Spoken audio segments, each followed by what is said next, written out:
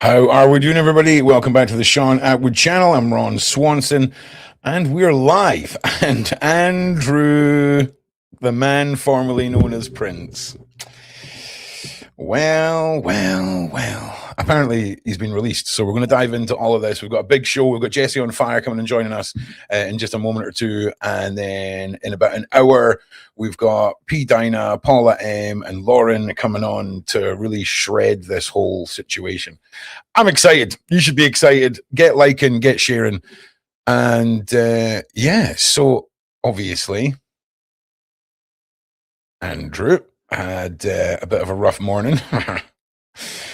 And it's one of those ones. Is it too little too late? But Jesse has arrived. Give me one moment. Jesse, how are we doing, brother? We're live. How are you, my G? I'm good, man. I'm good. How are you? I'm good, mate. I'm good. You've been really busy, and that's awesome. That's awesome. Yeah. It's good to see everything popping off for you and whatnot. But what have you been up to? What's been happening? Just hanging, man. I've been doing the new series, the Charlie's Alive series, because Charlie's alive. But yeah. Okay. Yeah. Well, listen, why don't you just plug that? Give us the synopsis of that, because that sounds pretty interesting. Oh yeah. So like I have like now I guess it's like a 5 or 6 part series where I started going through what I believe is like what's actually been going on this entire time with the Charlie Kirk case, which is that I think that they juked this thing. I think that every single one of the major players is involved. I think this is like a gigantic operation where TPUSA, Charlie Kirk, obviously, Erica, Andrew Colvett, and all the inner circle, Trump, JD Vance, Kash Patel, all of them. This is like a huge operation to fake Charlie's death. It's funny now because like when I first started talking about it, I would always be like, I'm like, so this is what I think, because I know how insane it sounds. But now that I've done the series and literally 100% of people who have watched it are like, bro, you're right. And I'm like, yeah, I fucking know I'm right. Damn. Yeah, I fucking know. I think I'll need to go and get.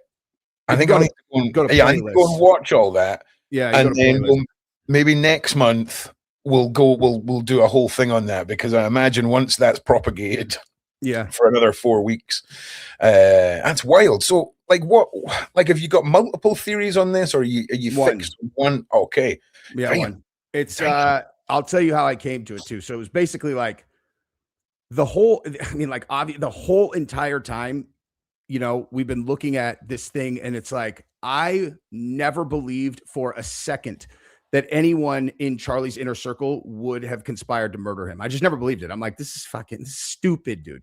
There's no way that these guys who are his best friends, who all like, Charlie's the king of the world at TPUSA. Yeah.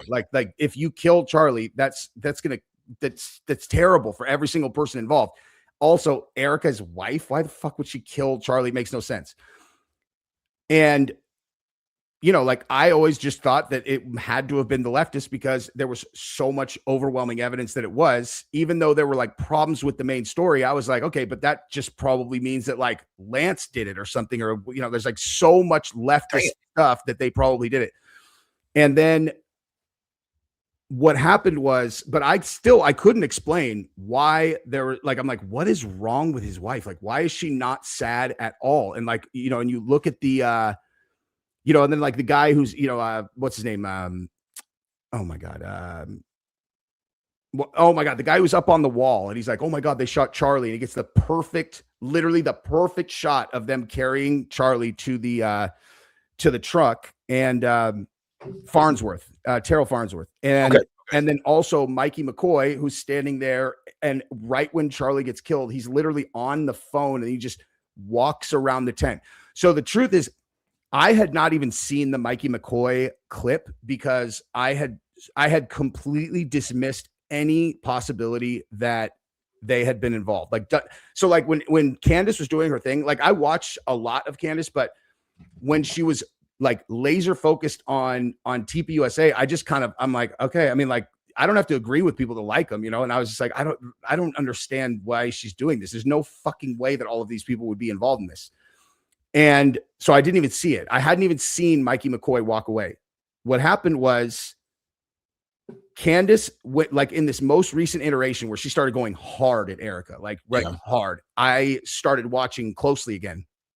And when she released that leaked audio of Erica right after the memorial where she's addressing the entire company, and she's like, you guys, we have raised $250 million. And I think we've done like, what, you guys, 200,000 on merch. And I'm listening to that. I'm like, the fuck is this? It's like, this is not possible. I don't care who you are. I don't care how evil anyone is. She's in a room of the insiders. Like, no person would talk to a room of people if their husband was killed 11 fucking days ago and be all, yay, we did this. And I was like, this is not possible. And I was actually recording when I said it. And I was like, look, bottom line, you got two options. Either Erica is an alien, all of them are aliens, or Charlie's alive. There's no other option. This is, I know way too much about human behavior. I've never been wrong about a feeling I've had that's this strong. This is impossible. Damn. And I still hadn't put it together though. And I was just kind of like, I was just saying like, this doesn't line up. And a friend of mine had actually said to me months before, he's like, dude, they faked it. Charlie's alive. And I'm like, you're out of your mind, dude. I was like, no, like I refuse.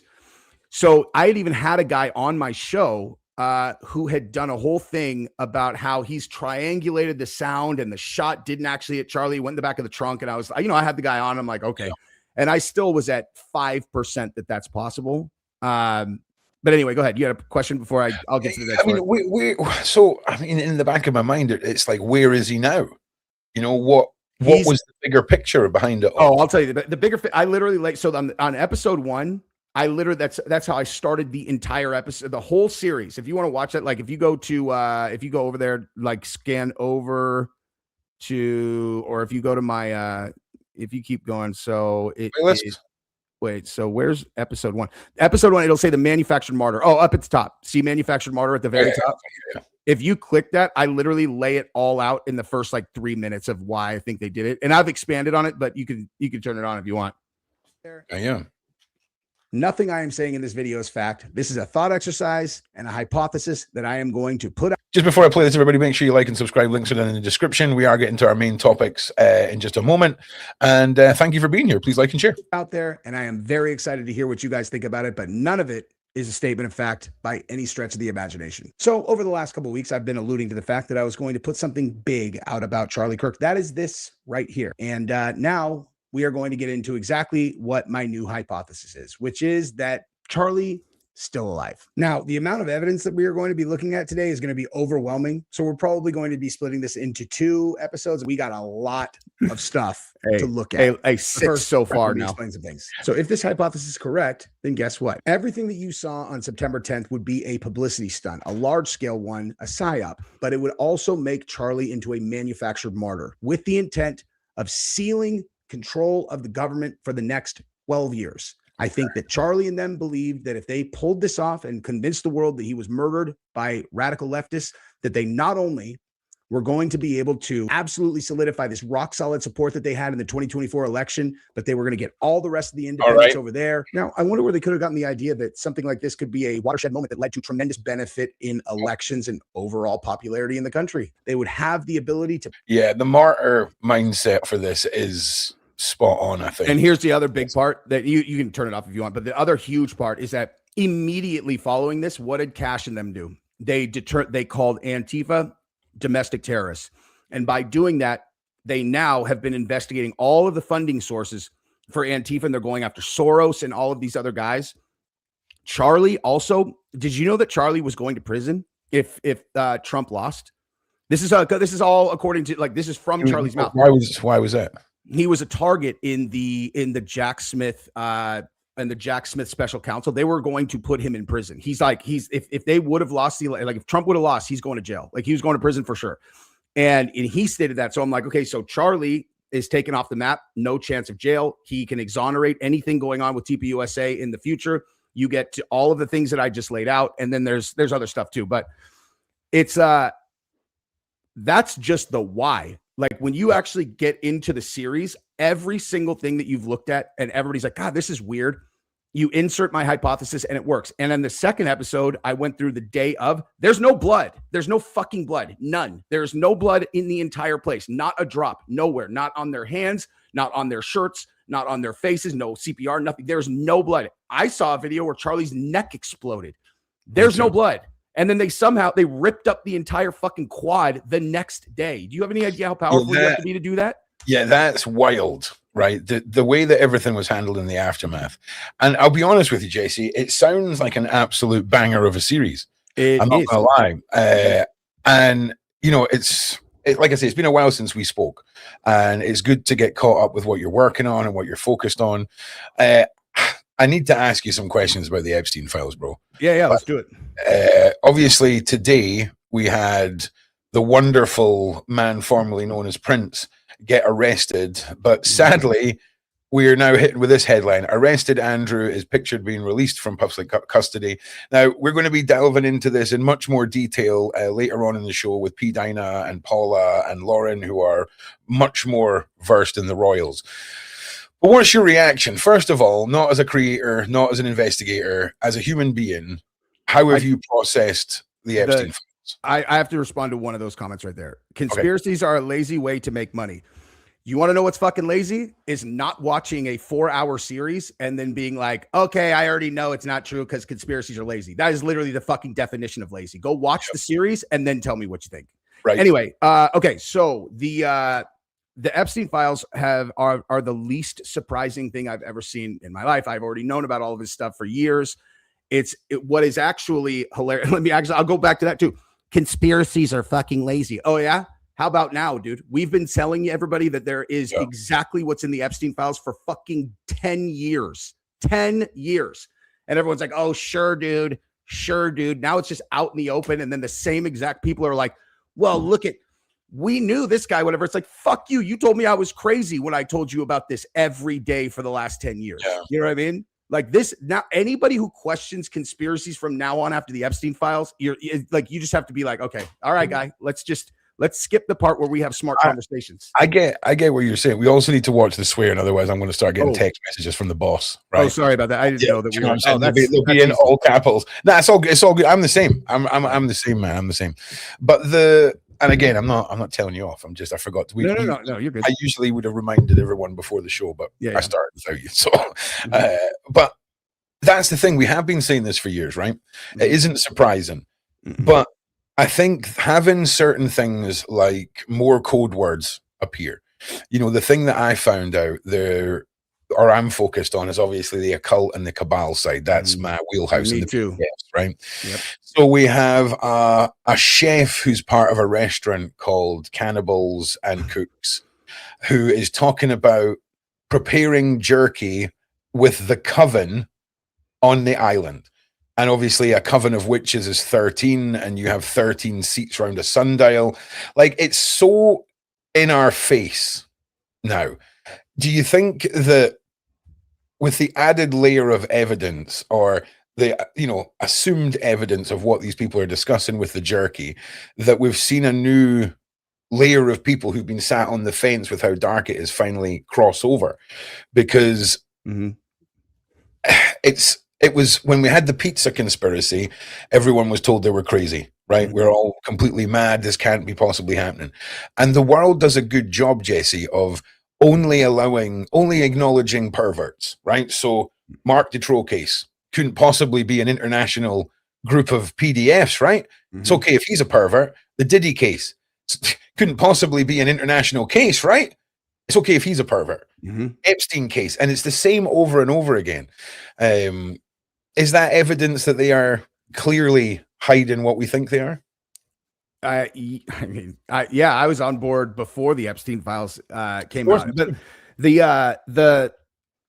the thing about the jerky, this is a perfect example of the jerky. Like, so the jerky thing, I've had people sending me, like, they're all, check this out, man. The Cannibal is a restaurant that's right on the other side where they take the boat from, and it's known for this, like, the jerky is this, specific type of dish that's served out there. It doesn't mean that. I'm like, okay, guys, I'm sure that you're right, that there is a dish over there that's called jerky, but there's also a restaurant called The Cannibal. Like, dude, how, like, you guys never seen any movies where they switch the meat, you know, and it's like, what do you think's in the jerky? Like, you know what kind of animals in there? It's like they put it in your face. That is literally what they do all the time. And it's just one of those things where if you think that if you're a person who is able to recognize that the actual purpose of mainstream media is to trick you all the time, like all the time, it's there to trick you. And so you look at it through that lens and you're like, what's their end here? Like, what's the out, like, what are they trying to pull off? That's how I got to the Charlie thing was as soon as I identified a couple people that I was like, wait a minute. I'm like, okay, so now that I know, okay, that's fishy. And then he went on that show. What did he say? And then it was like, oh my God, I know what they did. So like with this stuff, it's exactly the same. The mainstream media is showing you X, Y, Z. And then like on the Prince Andrew thing, he gets arrested. They make it seem like it's because of some kind of child thing, but it's actually because he gave some files to Jeffrey Epstein. Right. You know? Exactly, bro. Do you know what I've been waiting for? I've been waiting for the woman unconscious on the floor in those photographs coming forward during Andrew's arrest and his processing and saying, oh no, that was some CPR class. There's no trauma here.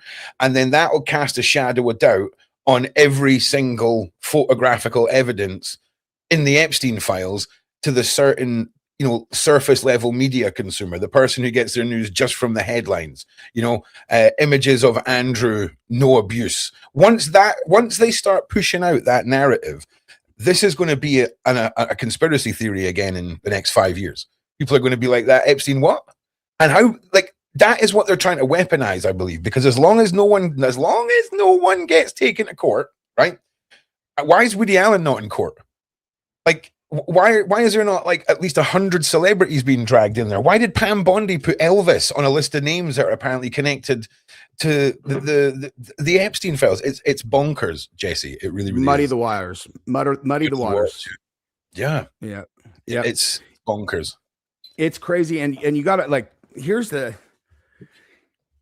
is the question I've been asking myself that I think is actually potentially like the most important question for everybody to think through is you have Trump is on record as the person who dimed Epstein in Florida. Like he's the one who told on him to law enforcement.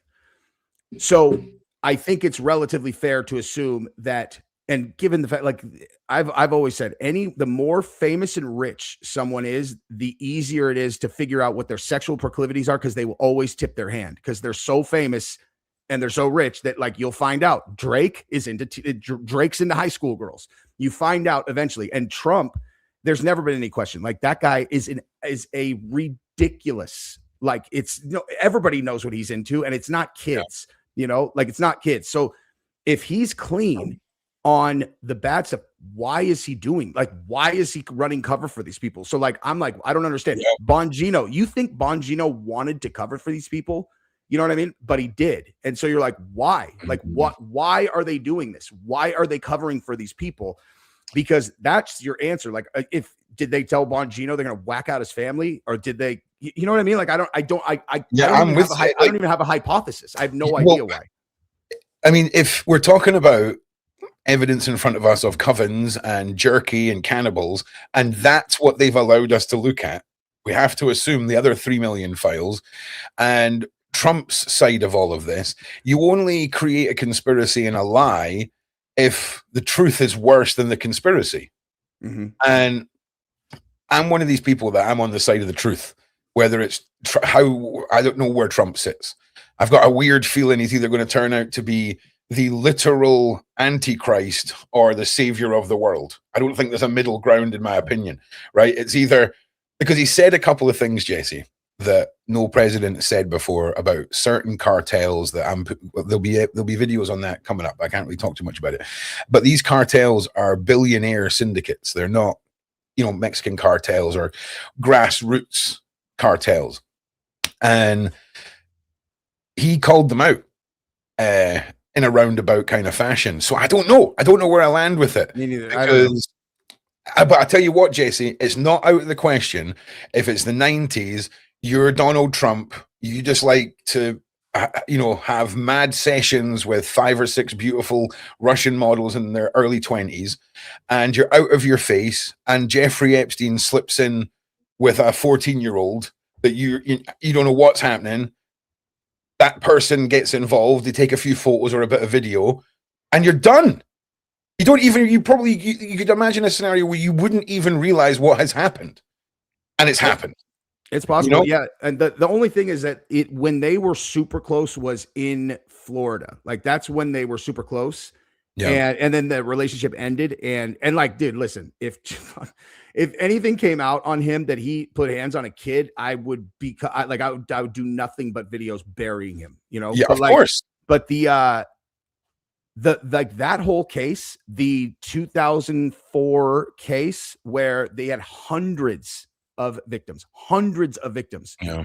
And the attorney who was representing all of those victims has come out and said a dozen times, he's like, the only person who helped us is Trump. He's the only one who helped our case. Yeah. And so, like, that's why I give him the benefit of the doubt until I see something solid in the other direction. But also, I'm not like out defending him either. I'm just not going to call him a PDF file until I see something that indicates that, because I've seen nothing but the opposite. Yeah, I'm with you. Yeah, but like it's on the.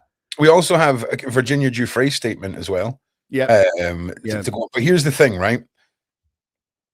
See if you are in the grand syndicate of Epstein's client list, right?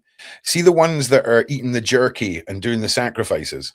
The ones that are just into regular abuse probably don't know that exists. You can't really have hundreds of people all knowing that. Oh yeah, infants are being, and this, that, and the next thing. So yeah. And the reason I say this, I've seen PDF files on the dark web arguing with each other about who's a better PDF file. So I know that some PDF files look down on other PDF files because of their approach to children. Mad, right? And I've seen them arguing about it. It's bonkers. I would like to see them argue about which meat grinder hurts more that I put them in. Bro, honestly, it's research is mad. And that's how they are. It's bonkers. So I know for a fact that there would have been a certain demographic, a PDF file that would have reported levels of abuse if it came to the murder of children, right? For sure. So we have to assume there was a level of you need to know basis. And I am hoping that Trump is just laying everything up to make everything fall down. But I don't know. And I think he's lost control of the situation to a certain extent so let me tell you this, though, that I learned last night. Okay. So did you know that, there's like 2.5 million files that they did not release, right? Mm-hmm. And they claim national security, whatever. I did not realize that there are no files from 1999 to 2002 or something like that. And it's like, and you do have the one that the email to Ghislaine Maxwell about if she wants to be on the Shadow 9/11 Commission. And it's like, that's a pretty weird set of years to pull all of the files out of. And I mean, because, what do you think that would indicate? Like, what would be worse than, worse for the cabal, like leading into 9/11, that they're like, we just can't have anything come out from 99 to 2001 or whatever. I mean, I don't know, but it seems like a coincidental block of time that got pulled. Do you know what's really crazy, right? Is it's easy to focus on the princes, the princesses, the rappers, and the movie stars because we understand that, right? We understand them. And what I'm delving into, I'm going to just play you guys. I'm going to play you guys a clip because there's so many titans of industry and so many people that are way more part of a grand plan than celebrities are. Okay, these ones don't want you to know their name under any circumstances. Right. Yeah. So this was one that it's the craziest email everyone else has missed. I've saved it. It might be the right video. It might not be. I'm going to play this because I'm trying to capture all the moments, even if it's on other people's shows, where experts have given short form analogies of things that we would usually miss. The Epstein files. What is the craziest email that you feel like everybody missed? The most interesting email is this connection of the House of Rothschild to Jeffrey Epstein. Edmond de Rothschild at the time was facing a problem with the Department of Justice. The Department of Justice was alleging that Edmond de Rothschild, the bank in Switzerland, was helping wealthy Americans dodge taxes. So what they decide is that they'll pay a fine. Now, to negotiate that settlement, they hire two individuals, Kathy Rumler and Jeffrey Epstein. What? He says, I think you will find 45.5 penalty, that's 45.5 million. Legal, 10 million for To legal Kathy. fees to Kathy. Me, 25. All less than 80, pretty good. They paid 45.5 million to the Department of Justice. Epstein was paid 25 million to broker that deal. The reason why this puts it all together for me is you have the Rothschilds negotiating with the American Justice Department. Who do you hire? There are 10 law firms which you hire. You don't hire Jeffrey Epstein. Yeah, you do. You're hiring him for a reason. Unless you're hiring him for a reason. Like, what? That's another one of those emails that's just going to go straight over and out the window because, I mean, I'm too poor to know what any of that level of tax fine stuff is.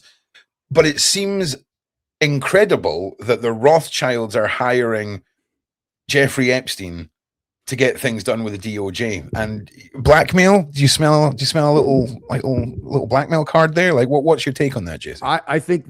I think that he is an influence broker in general, used all of the tools to his benefit. That because that's the thing, it's not just blackmail that he was using. It's like you can motivate people to do things with the carrot or the stick, period. And so there's a lot of people who were easy to push around with carrots, like as simple as, because there's a lot of people that were hanging out with them that to your point about just the predators.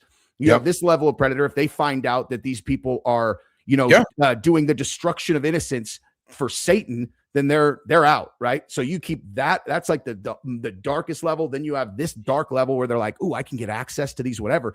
But underneath, or however, above or below, you have a different level of people who have no idea that any of this is going on, and they're doing it just because it's like, man, I get to go to this poppin' party at Jeffrey's house, and there's always girls there that seem to be into me. And they're like, wait, so what do they want me to do? And they'll do whatever just for that. There's other people you get them with money. You know what I mean? It's like, hey, put you in this deal, and then they owe favors, and then you go to them and you say this and whatever. And it's like, this is what I've been saying all along is but even before the files came out, there was such a consistent effort to make it sound like Epstein was some dumbbell that didn't belong in any of these things that he was in. And I'm like, I think this is on purpose. I think this dude is the exact opposite of what they're presenting. I think this dude literally was like the top of the food chain. Like this guy is, with the Rothschilds, obviously, I mean, like he has backing from these people who are this international banking dynasty. Like they're the last people you would ever want to know your name and have a problem with you. Ever. The Rothschilds and the Rockefellers, all of them. And he interacted with all of them. And it's like, he has that level of control over the DOJ that he can decide what their penalty is going to be. Right. Do you want to know what I think? I think what got Epstein brought to where the whole situation falling down. I've got a theory about what his hopes and dreams were, right? Because what we're talking about here is his business, right? And his lusts. So what were his hopes and dreams, right? What could have driven this man? I think he was told blatantly by the Rothschilds, he'll never be them. He'll never amount to what they are because he's just not of the right stock and the right blood. And his drive for world domination was fueled by you're not allowed in the top level. This guy was into princesses who allegedly he's had children with. We're talking about an obsession with prolonging his life. There's emails about time travel, bro. Like, what? And I think he may have overstepped the line of what billionaires are allowed to invest in. Time travel, living forever, all this. I think there's a line that you're allowed to go up to. And if you cross it, it's game over for you. And that's just my mad theory, because what else would drive a man to the extent, because I mean, nothing, you can't take away how motivated Epstein was. Like, when did he sleep? Like, the guy had control and a finger in every single pie. So the one thing that he has to be driven by is something that's unobtainable.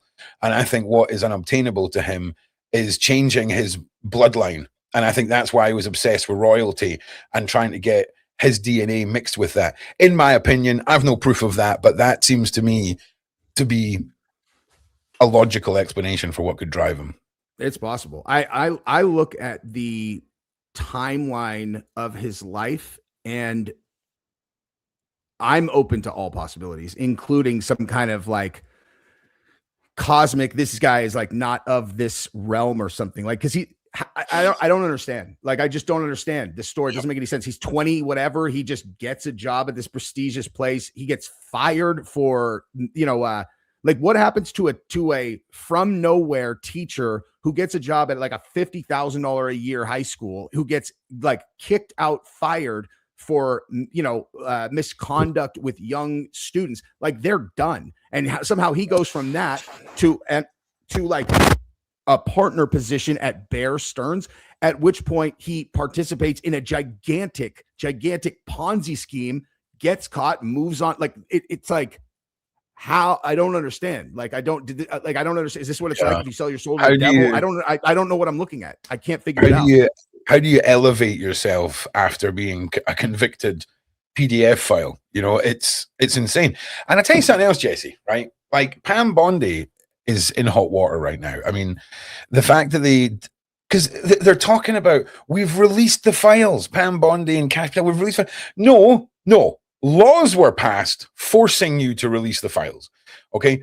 Cash Patel on the Joe Rogan show said Epstein definitely unalived himself. There's no conspiracy. There's no evidence of anything. What are you, like, why? Bro, none of us are in the FBI, and we can see some things here that need answered under oath. Do you know what I mean? So but I need to keep reminding people of that, because they refuse to answer who told them to remove Trump's name. They're not following the legislation or the acts or whatever it's called in America that were passed, the laws that were passed. And it seems to me that we're setting a precedence now that even if there is a blatant brand new law that everyone knows about because it happened yesterday and is directly affecting the Epstein files, that it doesn't apply to the president. And it doesn't, like, at what part do you just realize that all hope is lost at that point? If people are not held accountable, nothing will ever change unless there is legitimate action taken, and the only one that can do it is the one on the screen right now. That's it. He's the only one that can, but it just seems shady. Everything seems shady. Yeah. My hypothesis on why he's behaving the way that he is, because it seems very clear that there is something driving his decision making that is, behind the scenes, and people are like, oh, they're probably getting blackmailed, and I'm like, I don't know, man. Like, that guy, the reason he was able to fight through all of the stuff that he did is because he has some kind of personality disorder where, like, he only knows how to fight. He has no other speed. It's like, no matter what comes at him, he'll never take a backward step. However, if you put, power and money and status in front of him, the guy will do anything for it. So my hypothesis has been that, like, he's inside of this Gaza redevelopment deal, and that is why he is doing what is requested of him because of, his partners or whatever. But at the same time, I also think that the way that this was handled is a direct result of who he put in his cabinet. So like, Trump wins. No person that voted for him, didn't vote for him, whatever, would look at him and go, oh yeah, this is a guy who goes into things with a super buttoned up plan that they've thought through all of the whatever. He's like a fly by his seat of his pants. Let's do this thing, whatever. And like, he puts Cash Patel at the head of the FBI, who's going to do whatever he says. He has Pam Bondi at the DOJ, who's going to do whatever he says. Yep. And they start putting pressure on the Epstein thing. He thinks for some reason that, like, oh, I'm clear on this, man. I was never even on the island. And so when he's like, I think, like, every step that has led to this, led to the law being passed to force them to release it, is all because he was only thinking one step ahead, and then it kept blowing up. And then they recognized that they had him weak on this thing. And so they passed the law.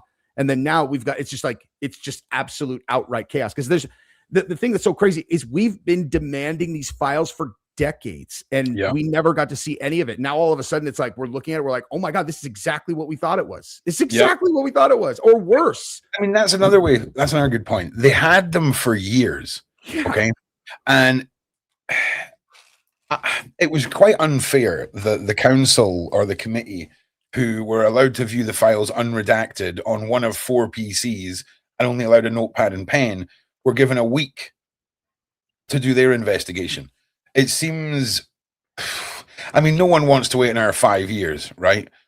But I think a lot of us would have been quite happy to wait for another set of eyes to go over this. A set of eyes that, because as an organized terror group, right, metaphorically speaking, the last thing you want is for this to get to ground roots level of politics who are getting involved, because you know they ain't on the island. They're like normal kind of dudes in some sense. And man, I cannot shake the fishiness. I'll tell you something else. I was about to move on to the next point I want to talk to you about. I have a question for you before you do that, though. Yeah, but of go course. ahead. No, please do. No. So the first thing you led off with was about the witchcraft stuff and the Coven 13. What other stuff? Because I know you know that stuff inside and out. Yeah. What's the other witchcraft stuff that you've recognized in the files that people don't know about? Well, everything that's discussed, right? You can see the levels where it's mainly about PDF stuff. It's hinting at the jerky. There's all the pizza references, all of it. I think that is the majority of the things that are being withheld, is when we're discussing more about the religions and the deities and all of this.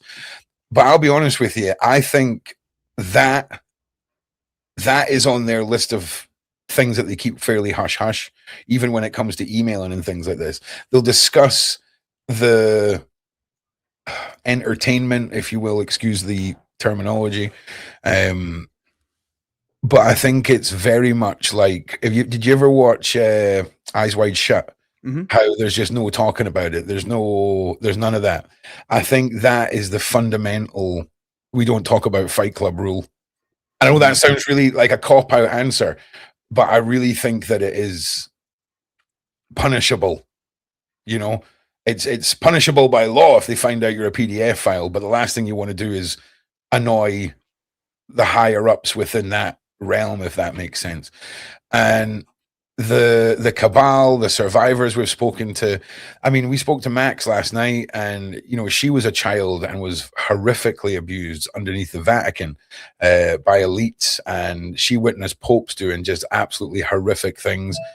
And the thing is, Maxwell was a partner of Epstein, and you've got other women within Hollywood. You've got Marina Abramovich, you've got Michelle Lamy. These are all, in fact, let me show you, okay, for the people at home. Marina Abramovich is quite a prolific artist, if you will.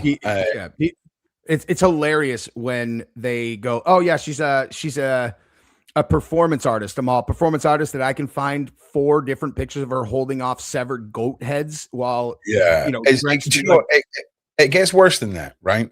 Oh, because this is one of her installations from, I think, the 70s, where she laid out a whole table of tools, some of them nice, some of them not nice, some of them to give pain, some of them whatever, and just invited people in to do whatever they wanted to her. Yeah, you know, if they wanted to stab her, they could. If they wanted to write her, and this is the most in-your-face ritualistic madness you could ever possibly put together. Holding the goats' heads, right? That's fairly obvious. You know what you're looking at there. That's some craziness. Here is another image where you can actually see the table here with some of the items on it and how many people turned up and all the rest. And there was a guy who was going to fuck her. Like there's like Lady Gaga. Sorry about that. But Lady Gaga talked about that. Or she was like they stopped a guy who was just going to take it in front of everybody because she said anything goes. Like that's like that is just anybody who can't figure out what they're looking at with a thing like that, or and the spirit cooking stuff that the spirit cooking is taken directly out of the Aleister Crowley book. Like it is everybody. You can look. It is a satanic ritual without a shred of doubt. She just calls it something else. Yeah, and like in my humble opinion, she's the real deal. Okay. Oh, I agree. As far as people we can see, she's the real deal. Yes. Now, there's someone else who, I'll be honest with you, looks way scarier, but is 100% not even remotely as close to being where Marina is, but looks the part nonetheless. Fashion icon, Michelle Lamy. Yeah. Bro, like, could you imagine? Could you imagine if that was the old lady on your street, right? No. Could you imagine if that's the old lady on your street? And she's friends with how many super famous celebrities? All of them, just bro. Like Marina. Yeah. All why would you be friends with her unless you're getting something out of that friendship? Yeah. I mean, don't get me wrong, right? See, when we're talking about music and fashion and art and actors and all this stuff, how do you trap someone who has everything? You offer them something secret, right? You offer them the occult, you offer them the cabal, the power, all of it. And I can't remember what I was watching. I was watching something about effigies the other day, and how if you sit down and you're hooked up to a computer and you imagine yourself running, your brain doesn't know if you're thinking about it or if you're doing it. It's the same processes that are going off. So if you and I sat down at a table with a massive fake human made out of meatloaf and all this stuff, and we sit there and we are completely in the zone of this ritual, not so much, if it's a stag do or a what do you call a bachelor party, and you get maybe like a woman a cake in the shape of certain women parts. There's a big difference between sitting and eating a cake like that and having a laugh where none of your attention is focused onto the awesomeness of eating a person. It's all about intent and how you come into that ritual. And I mean, I wish I could show people. Yeah, I wish I could show people the pictures like that, because I've talked about that on the channel a million times, but I've never showed any of the pictures because I know I'll get demonetized or age restricted. And it's literally a cake. Like, I know for sure that I will get age restricted for showing a photograph of a party where people are around fully clothed eating cake, because it's that realistic that that cake is a human that they are eating, dude. Do you know what's even, have you seen the one with Lady Gaga where it's like a body in the sauce? That's not a cake, that's a body, right? That's a person.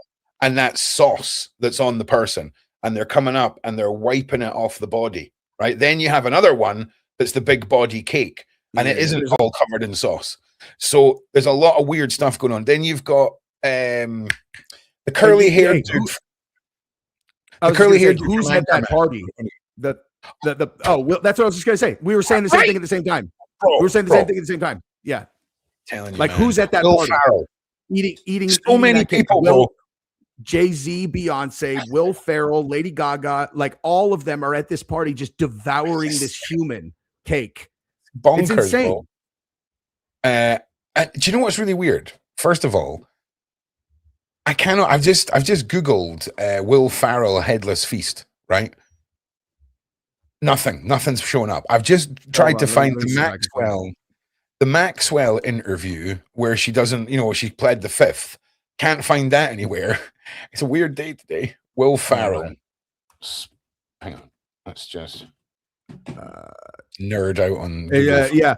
Images from a 2013 performance art event. It shows Lady Gaga spooning edible blood sauce from realistic human-shaped cake. I'm telling you, man. It's crazy. Oh my God. Okay. Yeah. I'm literally looking at the exact one about the body in the. See how one looks like one looks like a cake, and the other one looks like flesh. It's just a live human being paid to lay there motionless. And Marina Abramovich is there, Lady Gaga's there. I'm just trying to see who else. That's the one, bro. That's the one. Yeah. Sorry, ladies and gentlemen. We'd love to show you that, but can't. So, but this is out in the open. There's press there. This is This is art. This is quirkiness, right? This is, hey, don't worry about the rumors. Oh my God. Because we've got this photograph that proves it was a cake. All you have to do is search Marina Abramovich human cake and then do an image search. And it is, I mean, dude, look at the hair on my arm just standing on end looking at this. It's like, and because it's just picture after picture. Wild, bro. It's horrifying, dude. Oh wow, hang on a second. Marina Abramovich human cake and then just image search. It's like, oh my God. Oh no, yeah, I got you. Don't worry, I got you. Are you watching it? Are you looking at it now? Yeah. Oh no, I know exactly what you're talking about. It was. I'm just going to bring up this. This is the actual spirit cooking thing we were talking about. This was another art installation, and this is spells. This is casting. And during the big pizza conspiracy, which we have to call it that here, sadly, you know, we've seen certain members of the Clintons cabinet, two brothers with suspicious cuts on their hands and all of this. And again, we were all told we were crazy. We were all told we were crazy. There's no conspiracy. Don't be silly. And here we are. And you know, you said Marina is the real deal. I think that the other Podesta, not John, I think him and her are pretty close to the top right there. That guy is so scary. I would be like, if that guy shot me an email and was like, stop talking about me, I would fucking I would shut my channel down for a year. Yeah. Is that the skinnier one, or is that the chunkier one? The chunkier one. The chunkier one. Yeah, that one with the wonderful brass statues hanging from his ceiling. Dude, he is so... I look at that... You know what's crazy? I've looked at pictures of him from when he was younger and then compared it to now, and he looks like he's been possessed by a demon. Like, in the difference, you just look at their faces, and he looks semi-normal when he's in like his 30s or whatever, and then you look at him now, he looks like... I don't even know how to even describe it. It's whoa. I mean, like I say, the guy has a brass statue that is the severed victim of one of Dahmer's victims from one of Dahmer's Polaroids. It's either that or it's that other thing that's just as scary. The hysterics, the women that would break their back screaming or whatever. They're like, I can't remember what that is, but his art collection not really hiding the ball. What he's into, dude, not hiding the ball. Yeah, like for one, like this is the art piece we're talking about here, hanging from his ceiling. It's one of the more tame ones, to be honest, dude. Bro, do you know? I was just about to say, I cannot show you anything else of his artwork. No, like his paintings are. Yeah, bro. Like, have you seen the ones of all the kids in what looks like an empty swimming pool, or the kids lying in the grass looking lifeless, and the one where they're all had their hands behind their back and they're all lined up in little underwear and that, like, it is. Yeah. What? Have you seen the one where there's a group of adults running a train on like a toddler? That one's nice. Yep. And again, we're not talking, like, for example, I'm looking at one just now that looks like a rudimentary childish painting of a room, and then it looks like with stamps they've done very crude human outlines. And there's one right here where you've got 1, 2, 3, 4, 5 around the bed, around the bed, and then there's a hunched over adult on the bed, and underneath them is clearly a design of a child. But you got to understand, this is artwork that these people have purchased and put on their walls. It's absolutely beyond. Could you imagine, right? If you like inherited your uncle's house and you and your mates went in to clear his house out, and that was on his wall. Like, I'd burn the house down. Right? You would. I mean, that's the feeling you get from it, right? Yeah. It's just wild, bro. And this is just celebrated and hung on walls, and this has to be. We're never going to get closer to taking this all down. We really aren't. If we do not unite globally and do something about all this, when we've got 3 million files staring us in the face, we're cooked. We're cooked. No, they won't, like, the number of people that would need to be on board. They won't believe it. Like, they won't be able to accept that it's real. Like, it's too much. Like, they're just like, no, humans couldn't do that. I'm like, no, you wouldn't do that. Your family wouldn't do that. Don't say humans wouldn't do that. You wouldn't do that. That's not the same thing. It's a big difference. the capabilities of a psychopath and those who are incapable of empathy or love, you know, or people willing to trade anything for what they want. If it's power, fame, and money, they're willing to trade anything. And the human soul becomes indifferent to things very quickly. If you ask anyone who's killed multiple people, they all say the same thing. The first one was overwhelming. They couldn't sleep. They couldn't whatever. The second one, they fucking didn't even blink, and they never thought about it ever again. And it's like the craziest. Do you want to hear the craziest conversation I ever had with a serial killer? Sure. So as we spoke to this guy called the Soul Sucker, right? He was a homeless meth head who done his first kill and was convinced that during his victim's last breath, he sucked the soul out of his mouth and it gave him superpowers. And for the next 3 days, he was convinced that he was this immortal superhuman. And then he went on to unalive someone else and tried to suck their soul out of them, and it never done anything. So he just assumed it was the meth and handed himself in. Crazy, right? That is a legit conversation. He turned himself in, and now he was talking to you because what he did his time and got out. No, he's still in. He's in maximum security. Okay. Yeah, I've spoken to a bunch of them.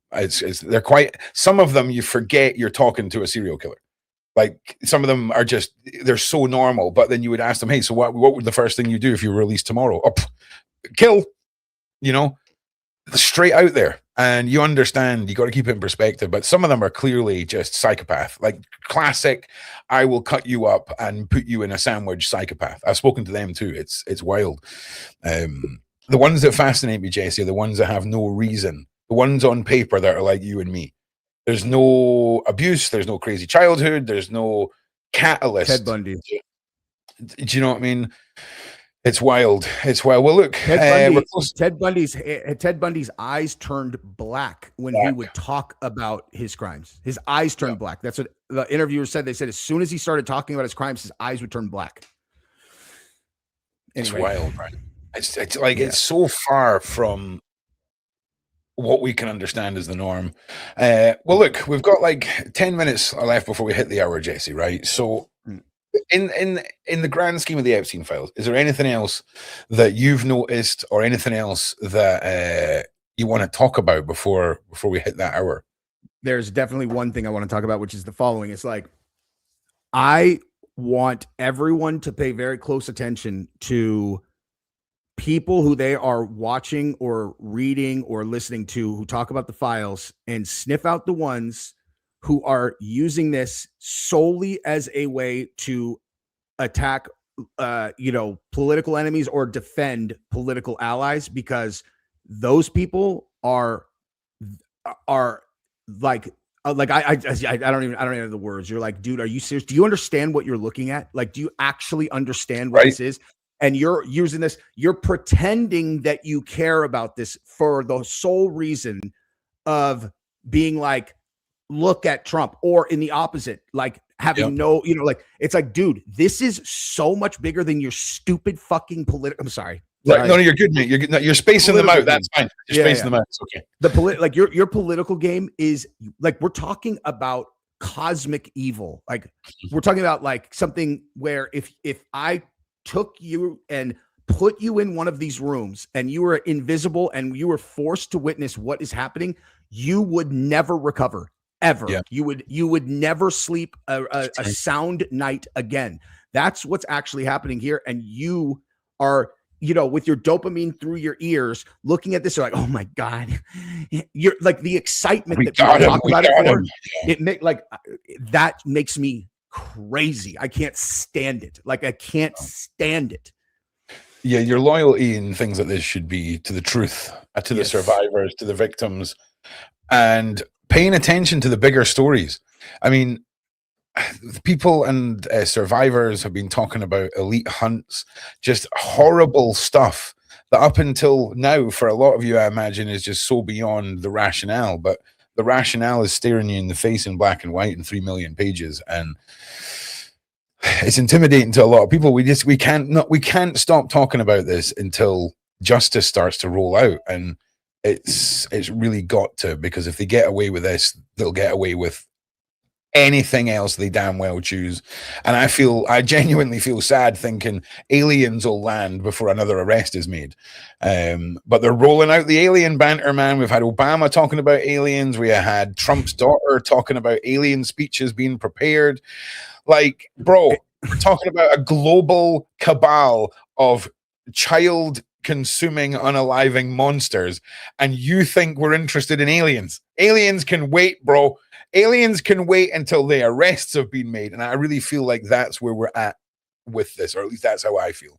I think that they think that the alien thing is their like ultimate distraction card. They're Right. all, hey, we need it. We need an alien right now, dude. Right? We We need an just alien. whip them out, whip out the aliens, bro.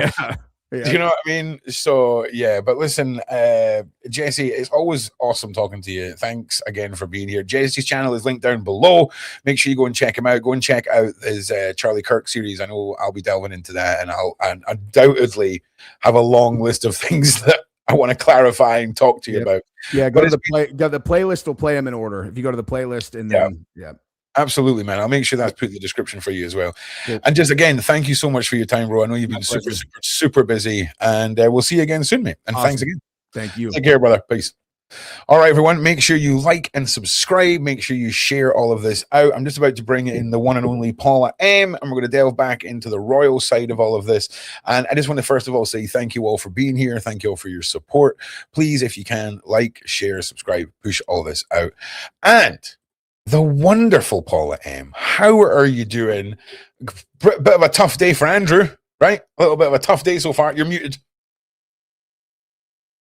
Yeah, absolutely. Andrew is not having a good birthday today, isn't it? Oh, that's right. It's his birthday. They That's planned that. 66. You cannot 66 tell like me. the devil. 66 on 2026. Oh yeah, listen. I'm cool. I'm here. Throw all the crazy number conspiracies at me, right? Because they did it on his birthday. All right. Like, they could have done it on any other day, but they done it on his birthday, man. And that to me, that's a banger. That's a win. But it's like some administrative charge, right? It's not like, oh, by the way, you're a horrible individual. It's, hey, you may have handed over some documents you weren't meant to, or shared information you weren't meant to, right? Is that the gist of it? Tell us what you think. Well, Also, how are you? How are you, first of all, Paula? And then we'll get into the rant. How are you doing? It's misconduct in public office, which is it's a common law offense that can be tried only on indictment. And it carries a maximum sentence of life imprisonment. So but they first have to prove that he was holding an official office, which he wasn't. Okay, and he's been released. I sent you the link of on WhatsApp of him being released, and he looks absolutely shocked. I mean, this man is not having a great day. Oh yeah, damn. All right, hang on. Let me pull this up. Yep. And it's very interesting. You know, 66 on 2026, the 666. Hang on. Ron needs to fix this. 1 second. Oh my goodness me. One moment. The wonderful Babs is here. How are you doing, Babs? Gorgeous. Can you hear us? Barbara, can you hear us? No, we can't. We can't hear you. We can't hear you. Oh, wait. No, we can hear you now. Babs, we can hear you now. Can we? Yeah, I can hear him. I can hear her shimmying about. I don't know if she can hear us, though. No. Can you hear us, Barbara? Hang on, we'll give Babs a minute. We'll give Babs a second to figure out what she's doing. Paul, you continue on with what you were saying. Well, if you can show him being moved out of the jail, he is clearly shell-shocked. But this is very interesting because people keep saying that Charles didn't know anything. Of course he did. It is the monarch's residence. The monarch, they need permission from the monarch to show up or enter the monarch's residence, even with a warrant, okay? You can't just pitch up there and say, hey, yes, with a warrant. Yes, I know, isn't it? Isn't that something? Oh, man. Yeah. That is an absolute banger. Like, you know, and I don't think he's going to make it alive. I think he's going to be Epstein. I mean, I'm not being funny. Yes, He you looks are. like he's been on a bender for about 9 days. He looks like he's been on a 9-day bender, and he hasn't seen daylight in a long time, because this is a broken man, and I'm here for it, man. I am here for accountability for this man, 100%. Well, it's going to be very interesting to see who else, because I've heard the mainstream media ignoring other people because they were talking about Prince Williams. They're trying to dirty Prince William no matter what. They try to falsely say that the Marsden cancer charity was Prince Williams, which is not. It was established in 1851. It had nothing to do with Prince William nor Princess Catherine. But they don't want it dirty, and they try to dirty his Earthshot Prize with a Saudi prince. But they don't mention Bill Gates, and Bill Gates is a big donor to Earthshot Prize. Yet Bill Gates is not mentioned. The U.S. press and the UK press, oh no, let's not mention Bill Gates, So it's in the Clinton Foundation. Nobody Here's the wants thing. to talk about that. I think, do you know what's interesting about the Bill Gates situation, right? The majority of the stuff, and again, I could be wrong, so don't go full Paula on my ass, okay? I'm pre-warning you. I may not have seen what you've seen, so I'm pre-warning you. But are we still at a stage with Bill Gates where most of the stuff that we're criticizing him for was in the unsent email that Jeffrey never sent? Is that right? Because that's where I get most of it from, right? The argument about the young models, the STD, needing medicine for his wife, all of that. He's mentioned There's thousands of times. Yeah. I mean, Hillary Clinton was just defending that she barely knew Ghislaine. Ghislaine was at her daughter's wedding, which was actually quite a tight affair. Hang on. Did you not say Bill Gates? Yeah, Bill Gates, but I'm also talking about Bill Clinton, and I'm talking about Hillary Clinton because now everybody's denying it. And Hillary Clinton just said that she didn't really know them. I mean, their names is only mentioned 1,193 times. I mean, nobody takes donations while you're in a pool in some dirty island. Can you hear us, Babs? Hey, yeah. Sorry, there was a technical. We're live just now, Babs. Just so you know. How are you doing? How are you keeping? What's been happening? It's great to see you.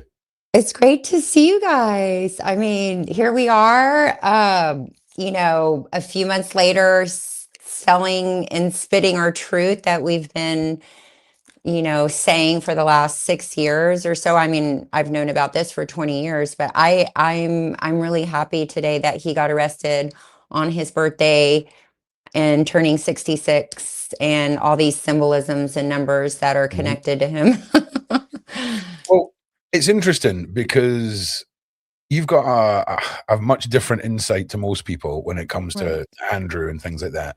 And obviously we've spoken about that before, but just to remind people, like, he had multiple girls in apartments, and whether it was more ugly PDF activities or whatever, we can't forget about just how many victims there are around Andrew. And the fact that when it comes to models and modeling, it's the perfect recipe for disaster because they're transporting themselves in some cases. And the gilded cages, we've seen it in the Diddy case where individuals are promised record deals and they're just locked away. That is another reality of this case with Andrew, right? Correct. Well, I feel like now we have a little bit of justice to kind of confirm where we were all connecting the dots for the past 20 years of this abomination. And now we can ask him questions and put him on trial. Where are all these children that are missing? And who are the children that he was taking all these photos with, that he was crawling over this child on all fours like a lizard? I mean, look at him. I'm just happy to see this go down. I don't know about you guys, but I am thrilled. Today is a good day. You see, do you know what I got? I got really weird feelings, right, that we're getting set up, right? What do you mean? Well, I'm pretty sure he was arrested for nothing to do with abuse and transporting. We're going to delve into that.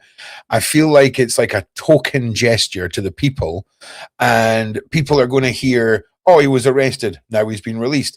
And they're going to assume that what he's been arrested for is what's been in the papers with the files. But it's more administrative. Paula's going to go into it in just a minute, but I just want to bring up the Mhm. image that you were speaking of, Mhm. because do you know how the glass is half empty I am right now with this?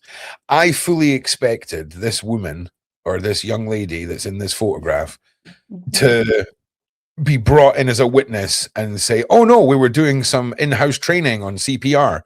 Don't Right. worry, there was no abuse here.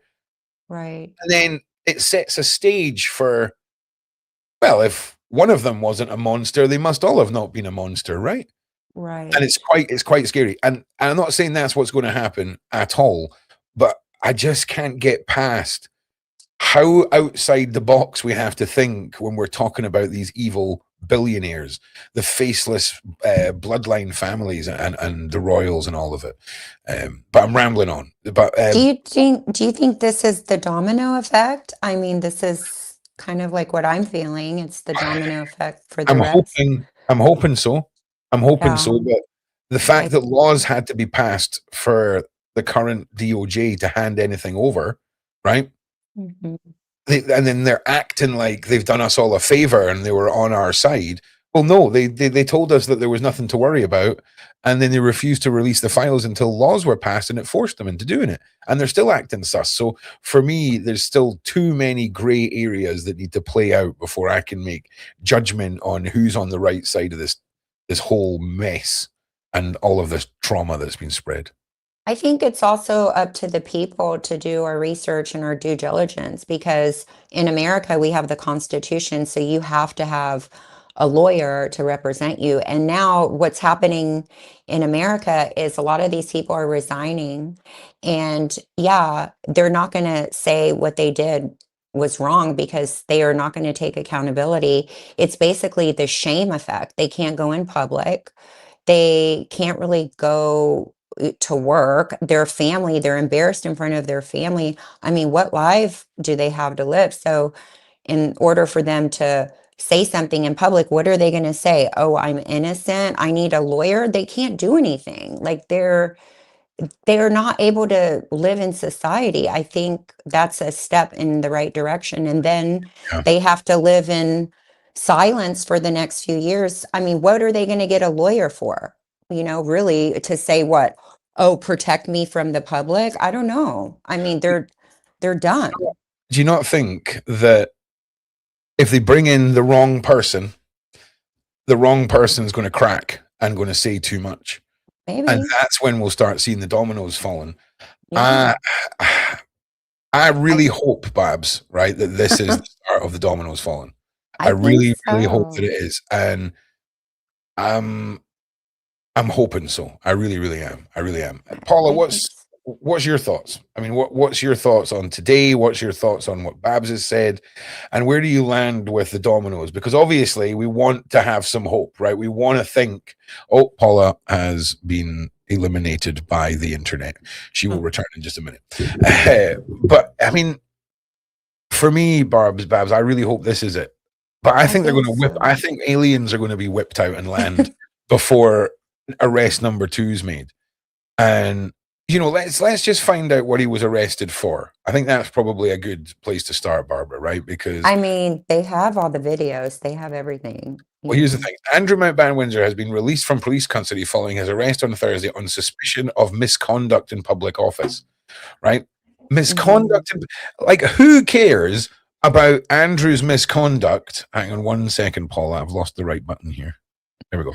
I mean, it is just crazy how they word things. Misconduct it in is- office, it is suspicion of terrible. misconduct in office. But here's the thing. That's a law. You know, misconduct in public office. That is one thing. SA and R-ing someone is another set of things you'd be arrested for. Surely, for the love of God, they have not whittled this down. They have not whittled down what he has done to misconduct in public office. Well, look Please. who owns the media and the tabloids. So Yeah. 100%. It is something that that the misconduct charge, and this is what Pdina and I did a live earlier. Oh, why bother him with little pesky, trafficking car? Those are just stupid girls or kids. It's And wild. think of the article where it says that allegedly a little girl from 6 to 8 years of age was electrocuted at Frogmore Cottage and that Andrew watched. That's in the email files.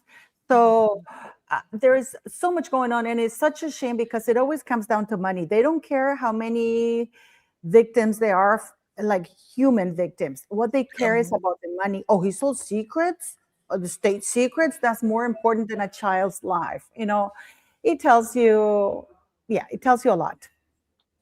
Yeah, it's shocking. And of course, Pdina, welcome. How are you doing? Great to see you. Great. Nice to see you guys as well. Thank you for having me. You're very, very welcome. What's your take? Great birthday for Andrew. What's your take on what's happened, the way it's been addressed, what he's been arrested for? What's your take? Where's it sitting with you? Well, I think it definitely is a good sign to see this happen. I just don't know how much this is going to affect the outcome, only because, you know, there have been growing concerns around these Epstein files, things that Andrew has done in general for years. And at this point, I think there is an expectation that something happens. So you just don't know really if this is something that they're doing to appease people, because he's only being questioned about things. He hasn't been, as far as I know, he hasn't really officially been charged with anything, right? I mean, like, has there been, right? So he's been released. Yeah, he's already been released. Yeah. So to me, at this point, I think it's a sign in a good direction. Just not really sure, you know, how much this is going to affect actual justice at the end of the day. He really is the only one. There are many people that are involved. Well, actually, Andrew, this is specifically around his misconduct around, you know, being a public figure, right? So this is one of the things that they can get him on, but around the things with children, as was just mentioned, there are many people that are accused around these allegations. So I would like to see more people being brought in for questioning around other things with Epstein. And I think just with Andrew, is it really a sign that it's going to be more people to come? Because this has been going on for, I mean, there's so many people in power that would be implicated by other people being charged with these allegations. So to me, I'm just not very hopeful just yet that it's going to be significant. That's what I'm saying. I understand. I think as well, we've got such a history with, and I keep saying this, Pdina, cases where it's okay for one person to be a predator, right? Mark Dutroux, Diddy, Epstein, right? Yeah. As long as there's no connection to our bigger story, no problem, right? No problem. We've got to keep the club safe, and it reeks of that. And the problem I have is we all heard that Andrew got arrested. I got about 45 WhatsApp messages. Oh my God, he's been arrested. And we find out that it's misconduct in public office. Now, I'm sorry. If you are being accused of essaying a child or a woman or any kind of, you know, essay crime, misconduct in public office seems like the most insulting way of reducing this down to the, like, don't worry about it. Don't worry about it. You know what I mean? Don't worry about it. Yeah. It seems like a percentage of the world is going to be satisfied with that arrest, regardless of outcome. Right? But, you know, I just want to make a little note here, because for some reason, people are saying, oh, okay, Andrew, we got Andrew, that's it. Don't look at anybody else. And I'm like, back up the truck, little buddy. No. There's other people involved in this. We have the likes of a Rachel Meghan Markle. We've had the likes of the mainstream media keeping quiet. This woman is walking around free and she has a lot of info. Virginia Roberts wanted to have her as a witness. There's pictures of her on a boat. And by the way, nobody has asked who Karina Shuliak was blowing a kiss to on that yacht, because I'm going to show you the picture, because Karina Shuliak is blowing a kiss to somebody. And I don't think, and it's got to be her boyfriend. It's got to be the boyfriend, and Meghan Markle has quite a long time to deny that picture. That picture has been in the public domain.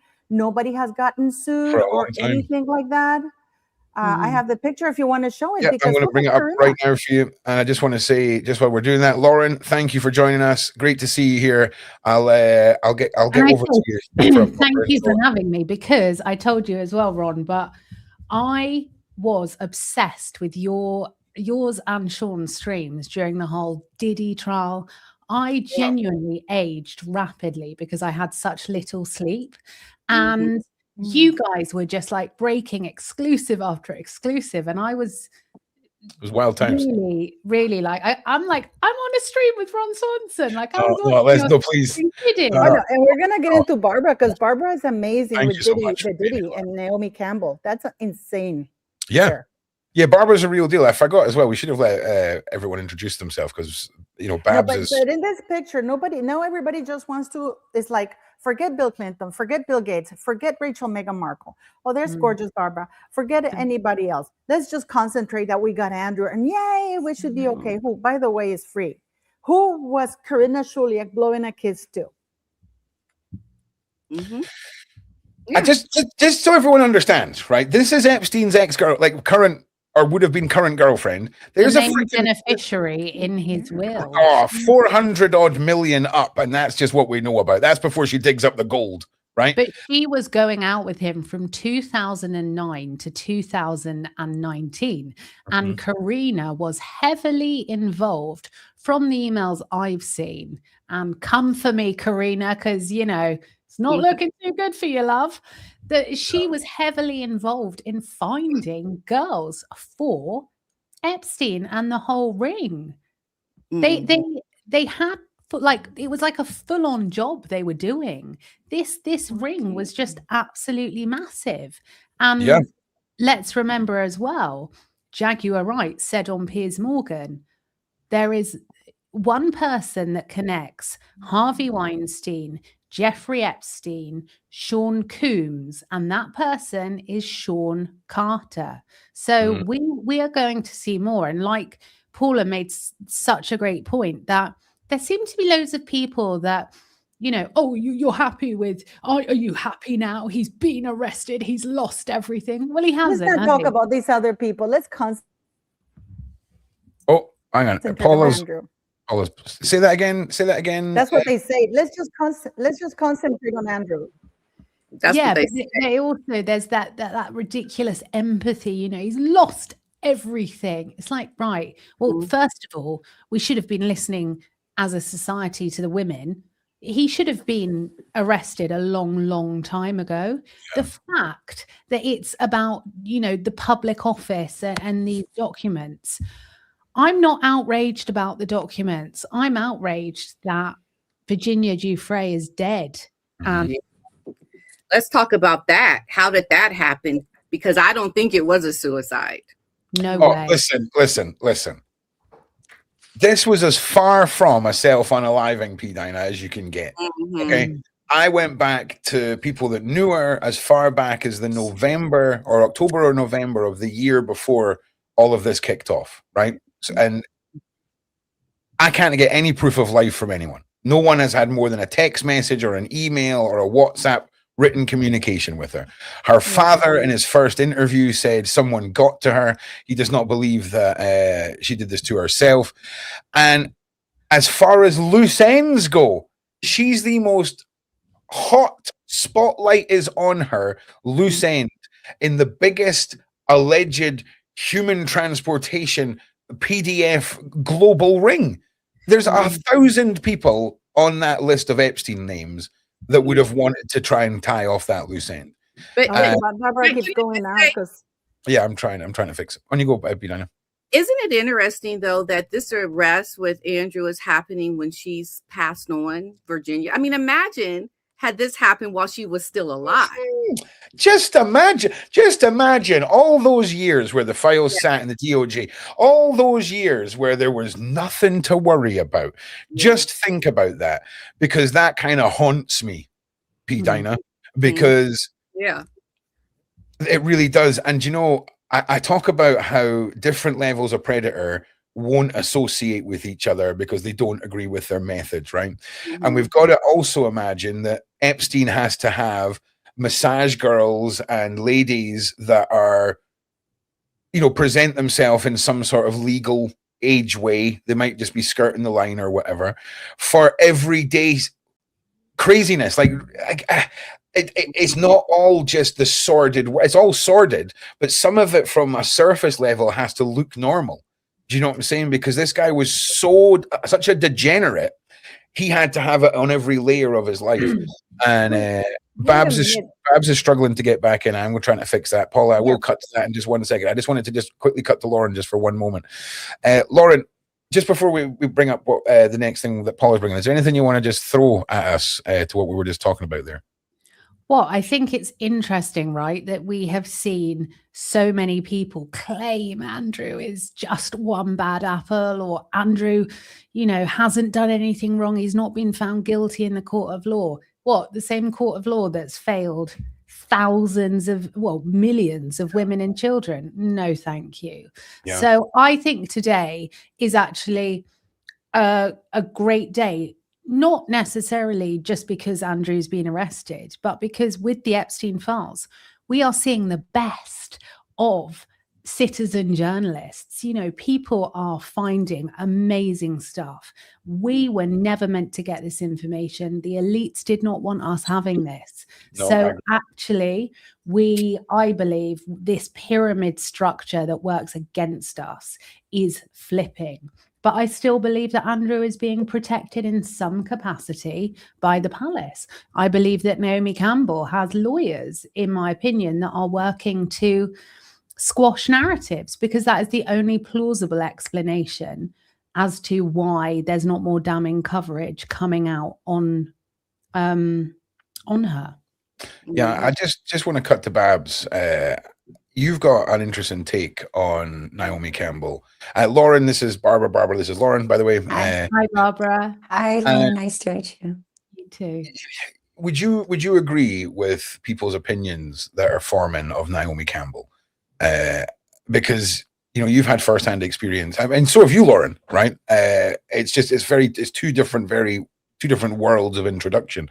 What was your take? Well, I wasn't a model like Barbara.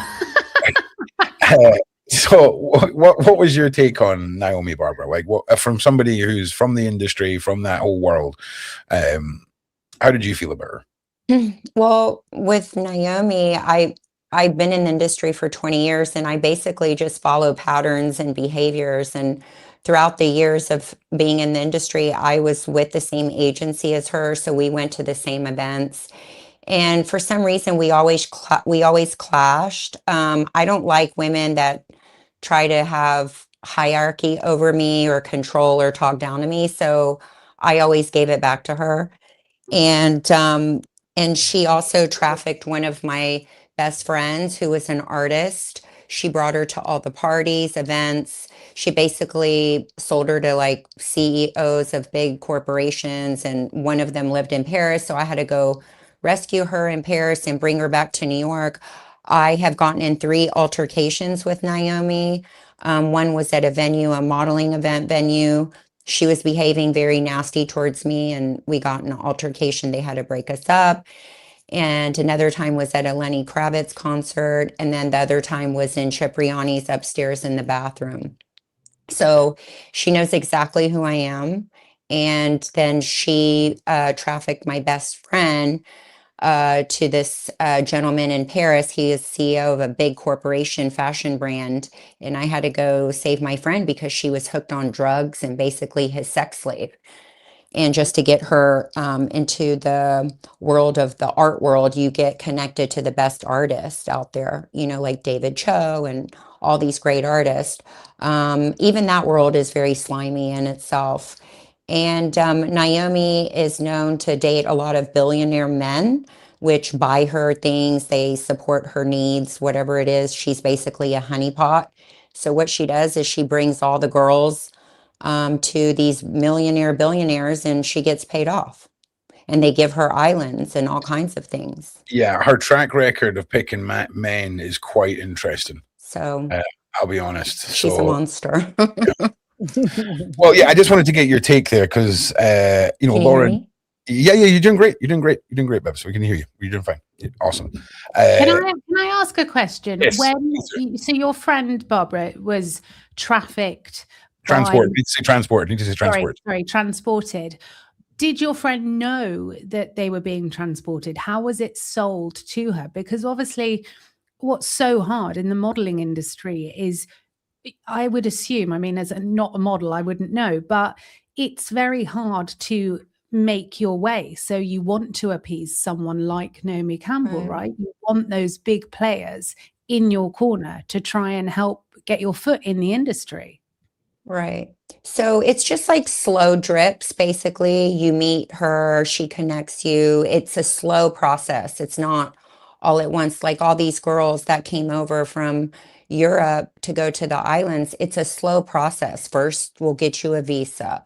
Then you could come over. We can get you jobs. It's just very slow. And I think that's how they also start the grooming process. It's a slow grooming process. It's not all the way. You know, they'll invite you, you'll go to the parties, then they ask you out for dinner. It's just very slow process. And then in the end, 6 months later or a year later, you're in a position where you're traumatized, you have no money, and you've been a sex slave and you don't even know it. Yeah, And you're addicted on drugs. That's what Yeah. happened to my girlfriend. She was so addicted on drugs, and the connections in the art world, you're kind of like cornered. You don't know what else to do because you feel the shame and the guilt. What are you going to do? You know, she was smoking cigarettes nonstop, always anxiety, and trying to get in the art world to stay relevant. You have to meet different people all the time. You have to always be on your game. It's a competitive world. So I wonder if you clashed with Naomi because you're not someone that you would challenge her. Yeah, as you rightly should. But someone like you poses a real problem in the narrative for Naomi because she can't get her wicked way with you. Right. And you would be vocal and of course you would not stand by and let this happen to girls. You yourself said you went to rescue your friend. So it doesn't surprise me that Naomi didn't want you around because you had your eyes open to exactly what she was doing. Yeah. And she'll bring women to these men. She's a honeypot.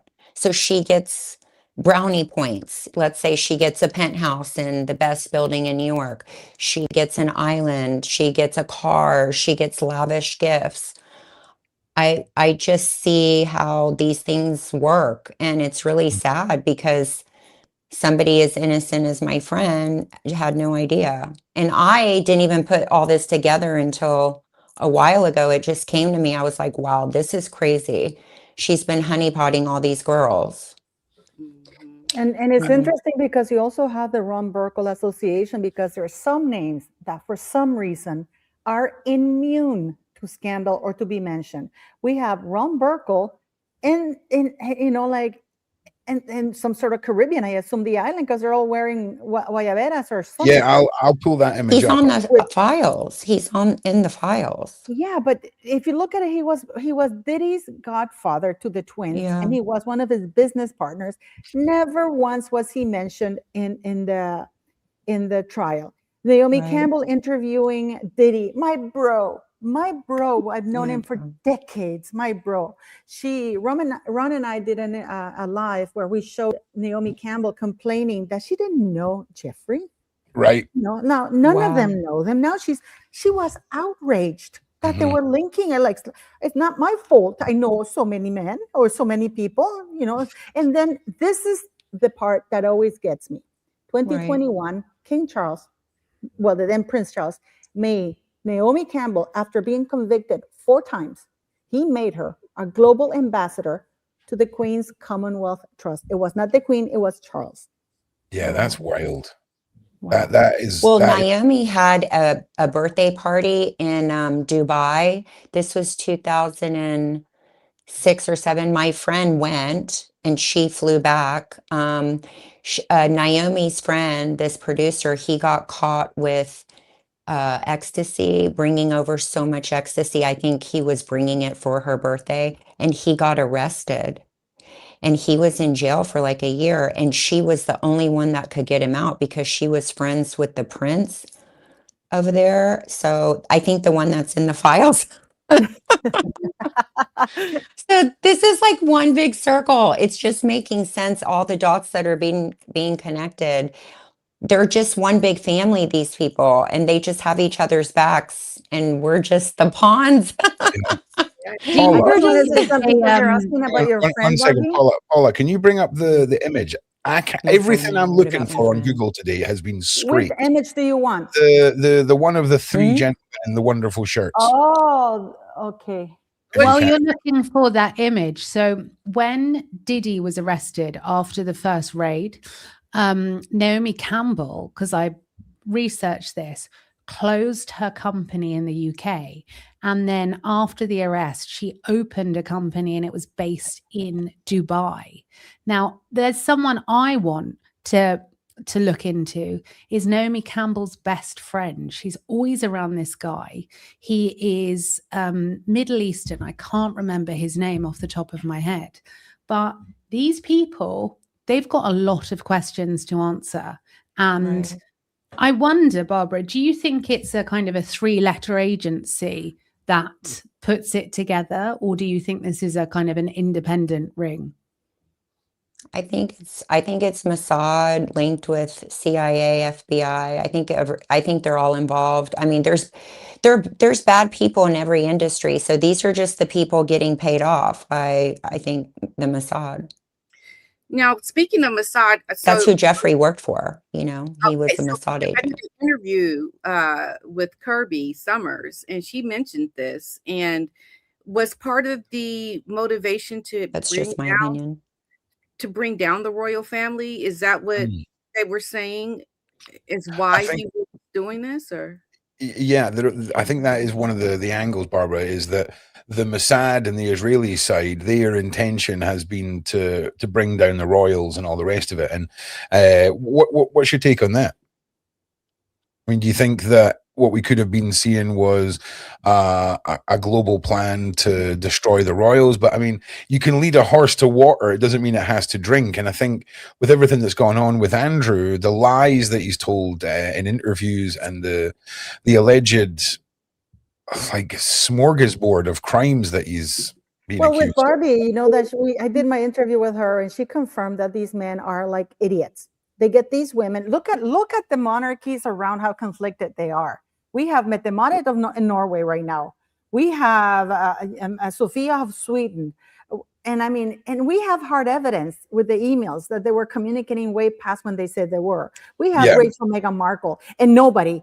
And I mean, nobody wants to touch that woman for some reason, because I believe that Virginia Roberts didn't think that Meghan Markle was going to tell the truth. I believe that the right word is snitch, that she would snitch to save herself. That is the correct word that they were trying to use, because Meghan Markle can't tell the truth if she knows that. Then we have Fergie. And I'm sorry, Camilla Parker Bowles is another shady character, in my very humble opinion. So you have all these very mediocre women, and Barbara and I were talking about it, how these men, and at the center of it all is always Soho House, Ron Burkle, and you have Epstein, of course, right? But Ron Burkle somehow survives it. You know, someone made a good point there. Why bring down the royals with Andrew? He's nothing but sixth in line. Maybe he was just a weak link in the chain. Because see what I mean? He might not have been the first option, but he was the most. Paula, keep the narrative going. Can everyone, just before we continue on with this point, because I need to quickly run to the other room for a minute, can we just, at this stage, everyone just reintroduce yourself. Go Paula, Lauren, Pdina, Barbara. I'll be back in just 1 minute, and I don't want to miss anything. So just talk about yourselves for 2 minutes, and then we'll get back to the point. If that's I'm okay. going to forget the point. You know that I'm seeing that. You know, I'm 57, Ron. Lauren, write down the point for me. Lauren, type out whatever the point was. I'll be back in just ADHD. I'm the worst person to ask, Ron. Lauren is worse than I am. Just go. But that, you know, like I'm going to say with this, because I'm going to forget, and then we can mention it again. Yeah, do that.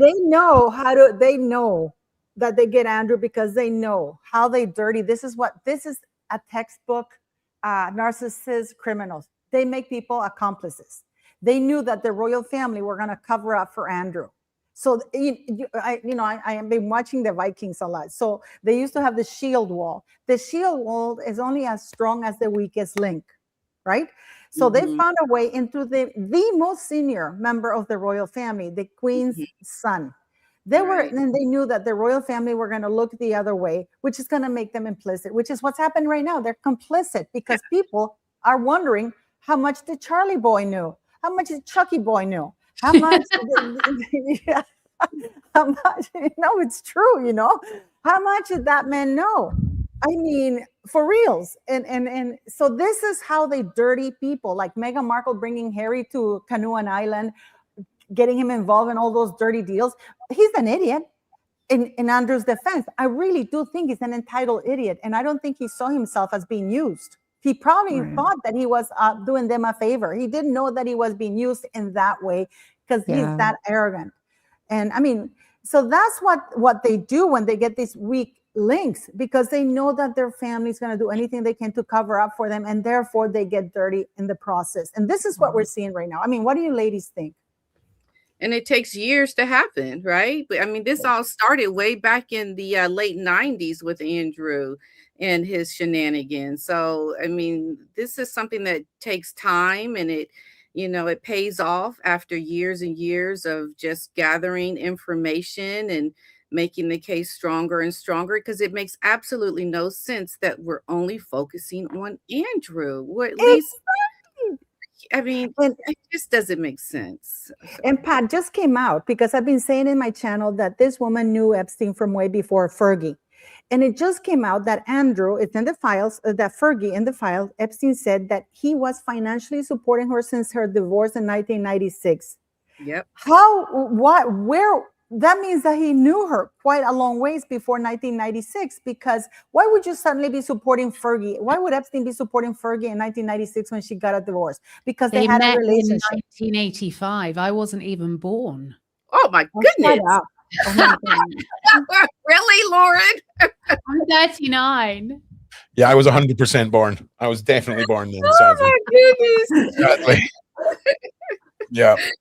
Well, we'll see how long it's been. I mean, yeah, your whole lifetime, Lauren, right? This is my whole life. They've been grifting, and now I'm going to spend my life calling them out. I'm finding the truth. I'm like, poodles, did you know, are little like truffle hunting dogs? I feel like we're like the little poodles we will sniff out this corruption because we are awake, we can connect dots, and we're critical thinkers. Yeah. And Fergie and Andrew's time on the run has come to an end, but Chucky's next. Yes, exactly. We need Chucky boy now. It's like, where is he? He's fielding questions like a left fielder, in the baseball thing. Yeah, there comes the ball, rather than catching them. And people are saying that, I don't know how you guys feel about it, you, Lauren, more than anybody. People are saying, the palace didn't know. BS, because they even had a statement ready. They didn't have any plans for a party for him. We haven't heard that there were plans for party for his birthday. No party has been canceled. Nobody has been invited. That's right. What about all the videos of the children climbing out of the palace? Like, those are true, that with the sheets, all that is true. Everything is true that we've been, going down these rabbit holes for so long. I mean, all the guests you have on there have books about him. Now they're all confirmed. It's confirmed. This is all confirming. This arrest, to me, is confirming he's a criminal. He is guilty. He is guilty to even be arrested. He's guilty. Yeah, and now Fergie cannot be found, and neither can you. He's in Dubai. She went to Dubai. Yeah, but it's interesting because Beatrice's husband was just pictured in Miami, Palm Beach.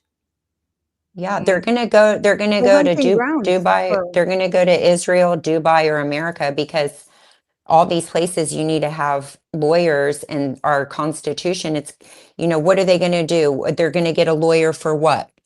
I mean, she'll probably move in with Jeffrey Epstein, who's still alive in Israel at this point. Question everything. Wait, they have a whole they have Diddy, they have Epstein. They probably have an apartment with all of them there, with all those producers, Brett Ratner. How is it like it's February? Quentin right? Quentin Tarantino. He's the one who kiboshed me on my first Instagram account because I called him a pedophile, and he got me off my Instagram. Yeah, he's the one. You, Hang on, Ron's broken everything. Just give Ron a second. Ron's pushed the wrong button. Just give Ron a minute. Okay. Where's it gone? Where's the button gone? Is it this one? No, that's just Paula. Oh no. Is it this one? No. Is it this one? Hang on. Ron needs to find the button. You guys just let Ron. okay, you know what I find interesting, just to go to the point about him. It's more interesting if they said that he was being charged with X, Y, and Z after his release. They didn't say anything about charges, did they? No.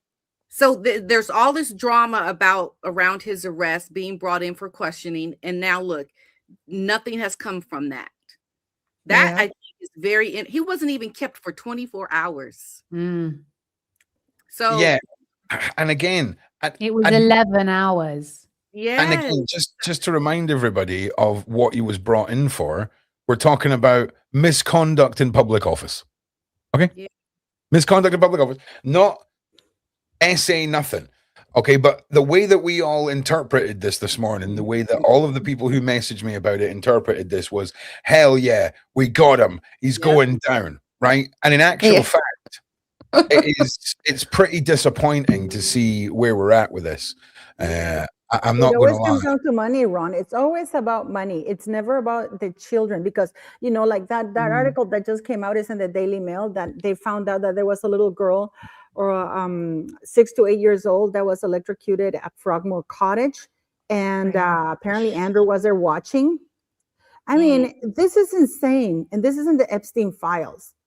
We're talking a long time ago. It is something, and Beatrice advising her mom how to backtrack her statement that Epstein was a PDF, because, hey, let's put a positive PR that, you know, he's done his time, you know, with this stupid. Well, can I just say, looking at that picture, you can see, you know, those officers, they're like, bloody hell, I've got the graveyard shift today, haven't I? Do you know what? It looks like he's been lobotomized. Yeah, it looks like he's given me Kanye West clone vibes. That's what he's given me. Like, I feel like he's... know is Jeffrey Epstein in the back on his knees? That's all I'm saying. Damn, Lauren going in freaking hard. It's been a long day, Ron. Like, do you see what I'm saying? Like, he looks done. He looks absolutely done. And just on the subject of crazy, I want to just, whilst I've got you all gathered here, I want to ask you about one lady who's really done just an outstanding job over the last couple of weeks of just making, like, I'm sorry, like how much money? Oh my God. How much money? Because disgusting. This woman, the things that she said, she's doubling and tripling down. Last week, she was talking about how still pushing the Virginia Giuffre image being a fake image narrative. She's the epitome of psycho ex-girlfriend. That's all I'm saying. She's loyal, that's for sure. She's a honeypot. Yeah. Did you ever meet her, Barb? No, I've never met her, but she's you a met honeypot. Andrew a few times, right? Yeah. He was he paid for my friend's apartments in New York. As I told everyone last year, I let everyone know that he was paying for my friends' apartments in New York. Do you know what she gives me the vibes of, Bab? She looks like she's passed around like a bong at the Rotary Club. That's what she reeks of to me, right?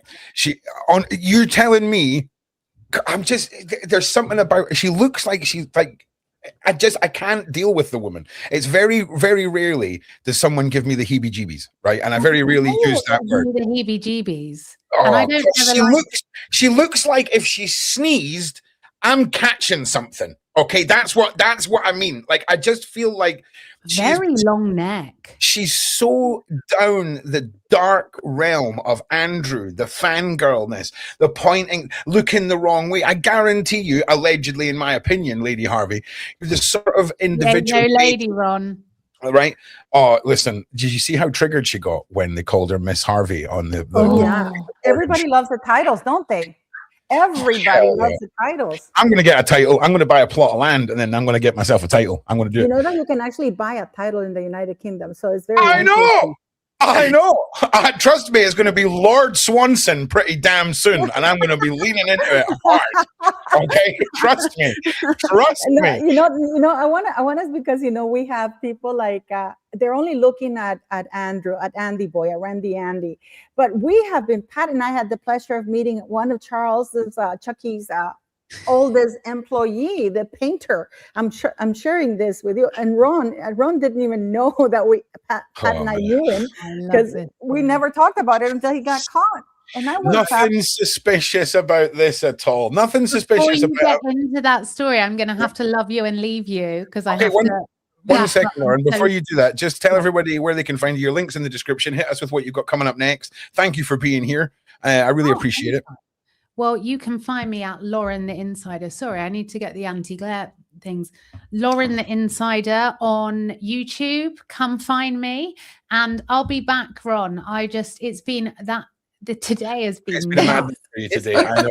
Yeah, we have to do a special on Naomi and Ron Burkle with Barbara. Like really go do a deep dive and everything because that's absolutely fascinating. Pdina and I were supposed to do an interview today. She said she'd come on my channel, weren't we? And then I messaged this morning and I said, "Oh my God, Andrew's been arrested. We might have to reschedule." And then so at least we've managed to catch up, but we will reschedule, Pdina. We'll do it next week if we can do it next week. So well, maybe Chucky will be arrested next week. Who knows? You never know. Chucky boy, our king of Islam. How terrible. Oh yeah, don't forget about old sausage fingers. But Lauren, listen, thank you so much for being here. Having me. Bye everyone. Take care, Lauren. Thank you. All righty then. Now, look, just getting back to just this madness, right? Mm-hmm. So, Paula, I'll let you start off with this because you and Pdina and Barbara, I don't know if you've heard this story, but this is going to blow your mind. Well, I get one day, I get this in my Instagram. I get this gentleman emailing me or sending me a direct message saying, "Oh, my name is Andrew Melling. I'm the painter for King Charles. I'm one of his advisors, blah, blah, blah." And then I'm like, you get all these kinds of people always. So, and then he mentioned Pdina. And he said, "Well, I talked to Pdina and I sent her paintings." And I'm like, "Oh, okay. He's with Pdina." So Pdina said, "Yes, he is indeed the advisor to Charles." We got the whole story. And then so hang on, just before you continue, just so everyone knows, Pdina and Paula M, the majority of their content is royal related. They are royal royal creators, right? I mean, don't get me wrong, Paula is diversifying a little bit, with other things, but the main shtick for Paula and Pdina has always been royals. So when you have a former advisor to the king who's a royal painter who lived next door to Diana, who comes with all of the receipts, okay, you would be like, hell yeah, let's have a conversation. Just to put it, just so you understand why some dude contacting Pdina and Paula. But no, there's another little thing that people should know, another little detail. That is only Pdina and I who have a charity with children, with young girls at risk, and Pdina with youth at risk. So we're the only YouTubers in the Mexican community or in the Mexico who report on Harry and Meghan Markle and Royal that have a charity of our own that involves children. So I guess this is why he sought us out. So he sends me the paintings. I'm all excited. He's showing me that he's doing the coronation painting for Charles. And I have the letter of Charles asking for him to paint, where he nominates to do the painting. And I'll show it to you once we show this, Ron. Because he shared it with me. He shared everything. So, and we started WhatsApping. It wasn't on Instagram anymore. Suddenly, after like a couple of months, I wake up and I get a bunch of messages from my subscribers and everybody. "Paula, did you see that the painter that you were showing the paintings about, he's been busted on Facebook and it's everywhere for PDF thing?" And I'm like, no. Yeah, they sent me the link. They sent me the link. And Ron, who works with this, also was doing something about it, but I didn't know. But then I hear Ron doing a video about it. So I contacted him. I said, "Ron, this guy, I know him." And he goes, "Really? He's going to be gone for a long time because the group that busted him, they have a 100%. They busted him with messages, with videos, with everything, right?" Yep. So So I said to Ron, you got the wrong guy because he just texted me. The police had come to get him. He was back within 4 hours. The police drove him back home and dropped him off, right? So I said to Ron, the guy just texted, and Ron goes, no, you're mistaken, Paula. I said, no, he texted me. He sent me a WhatsApp from a different number, right? And then and Ron goes, no way. And then Ron goes, tell him to send you this. So I sent the phone number to Ron. I sent you the Instagram messages, right, Ron? We were doing everything. He got like he'd been arrested after a full investigation where he thought he was talking to a underage young boy, 14 years old, and had invited him to the house and all the rest of it. The neighbors already were suspicious of this guy. He had a bit of a track record. And I need you all to understand something. The group that busted this guy are the real deal. They are run by, I'm not going to name names, but they're headed up by a lady who has multiple, she has dozens and dozens of convictions and people in jail. The police left this man's house with, I think, 16 mobile devices, okay, and drove him back home after his arrest. He was arrested for about 4 hours. And I'm not going to go too much into the behind the scenes lore, but nothing about this has ever been handled in the way it was handled with the woman who was from the group, to the point where every time she phoned for updates, she was being threatened by police. Okay. That had never happened to her before. This guy is out. Yeah, and you have the messages. Yeah. Because we have the messages. I kept messaging with him. With him because Ron said, tell him this, tell him that, right? And he told me that the police apologized to him and to keep it quiet because they did not want to embarrass the king prior to his coronation. Yeah. I'm sharing the letter with you on the letter that King Charles sent him.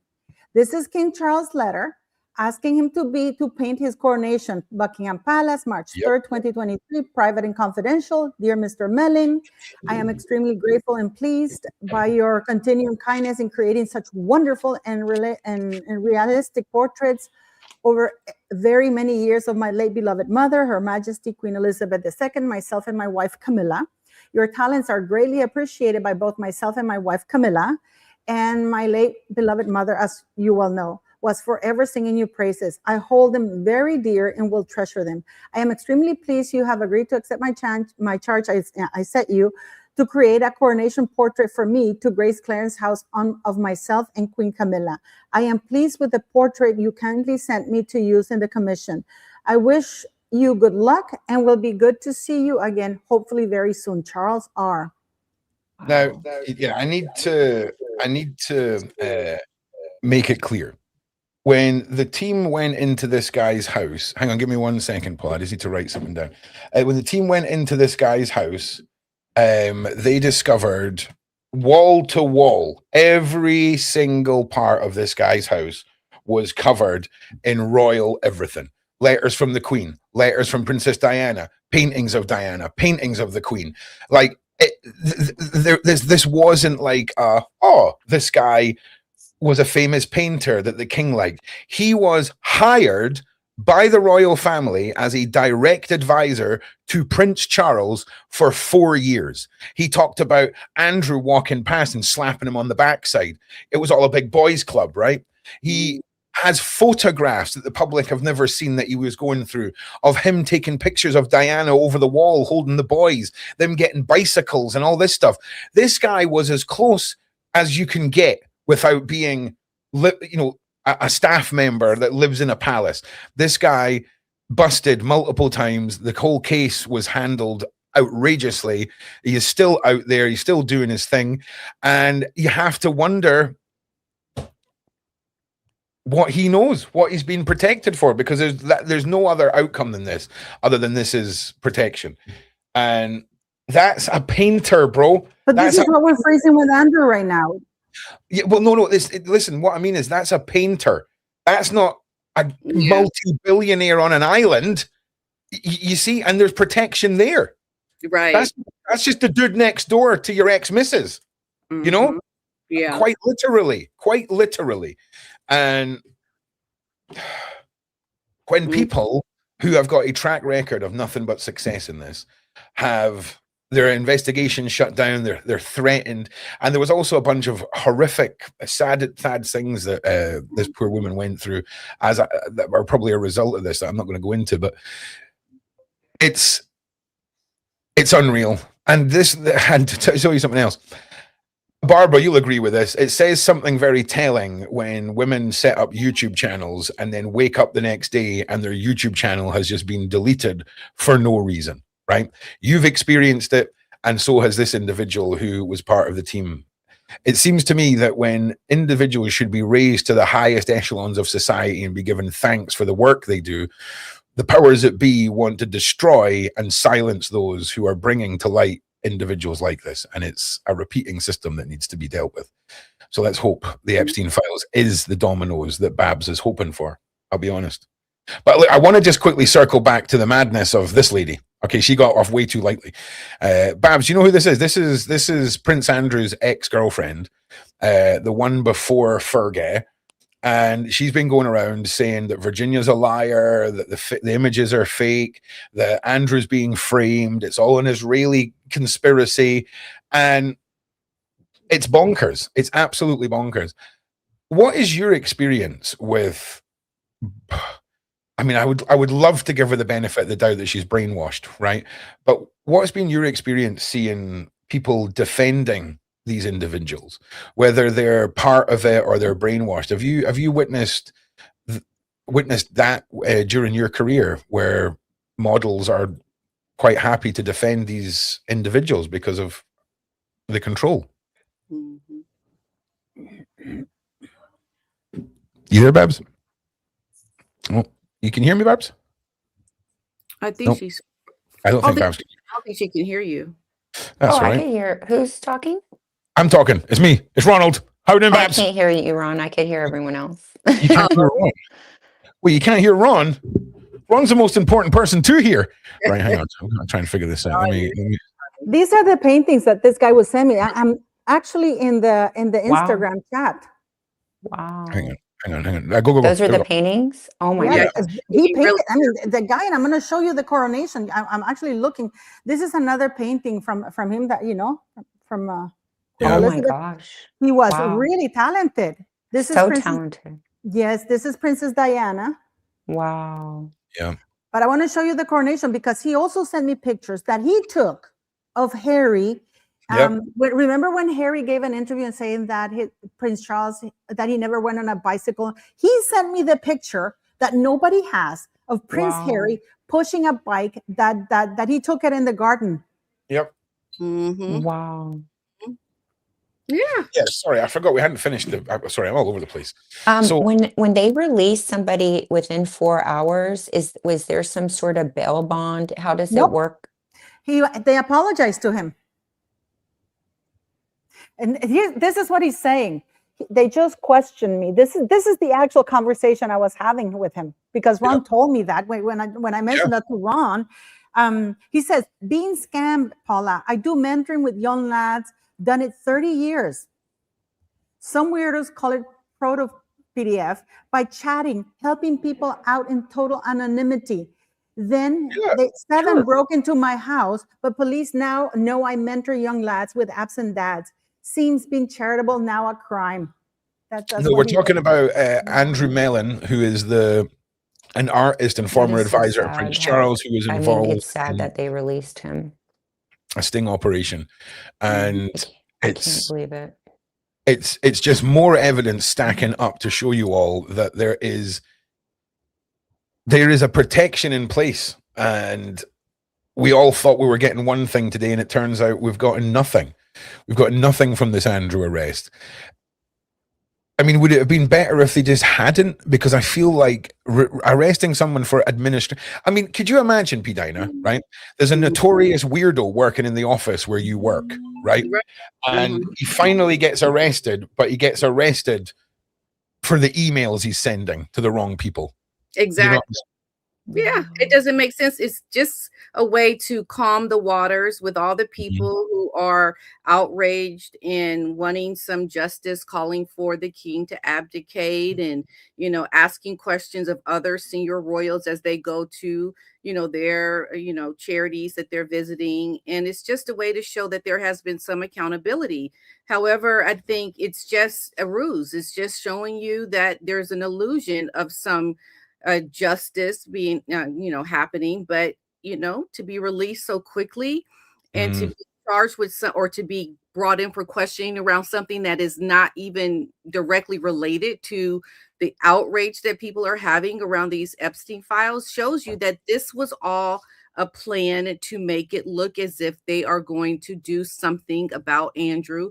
But the reality is that nothing is going to happen to this man because it's just Andrew. There's no other people that are even being, I could see if they were bringing in people around Andrew's circle and other people that were in the Epstein house around the allegations that we're hearing, and then maybe bringing Andrew in for something else, but then trying to connect the dots later or whatever. But that's not even happening. So this to me just looks like an illusion to get people to settle down and to move on with their stiff upper lip to get on doing other things. That's what it looks like. Do you think, though, in a way, people are now going to feel relief and start relinquishing the accountability that we want him to have? Because if he's been arrested and nothing's happened, must be innocent, right? I mean, do you see the sort of, like this sort of simple mind process? Because I talk about it all the time, Pdina,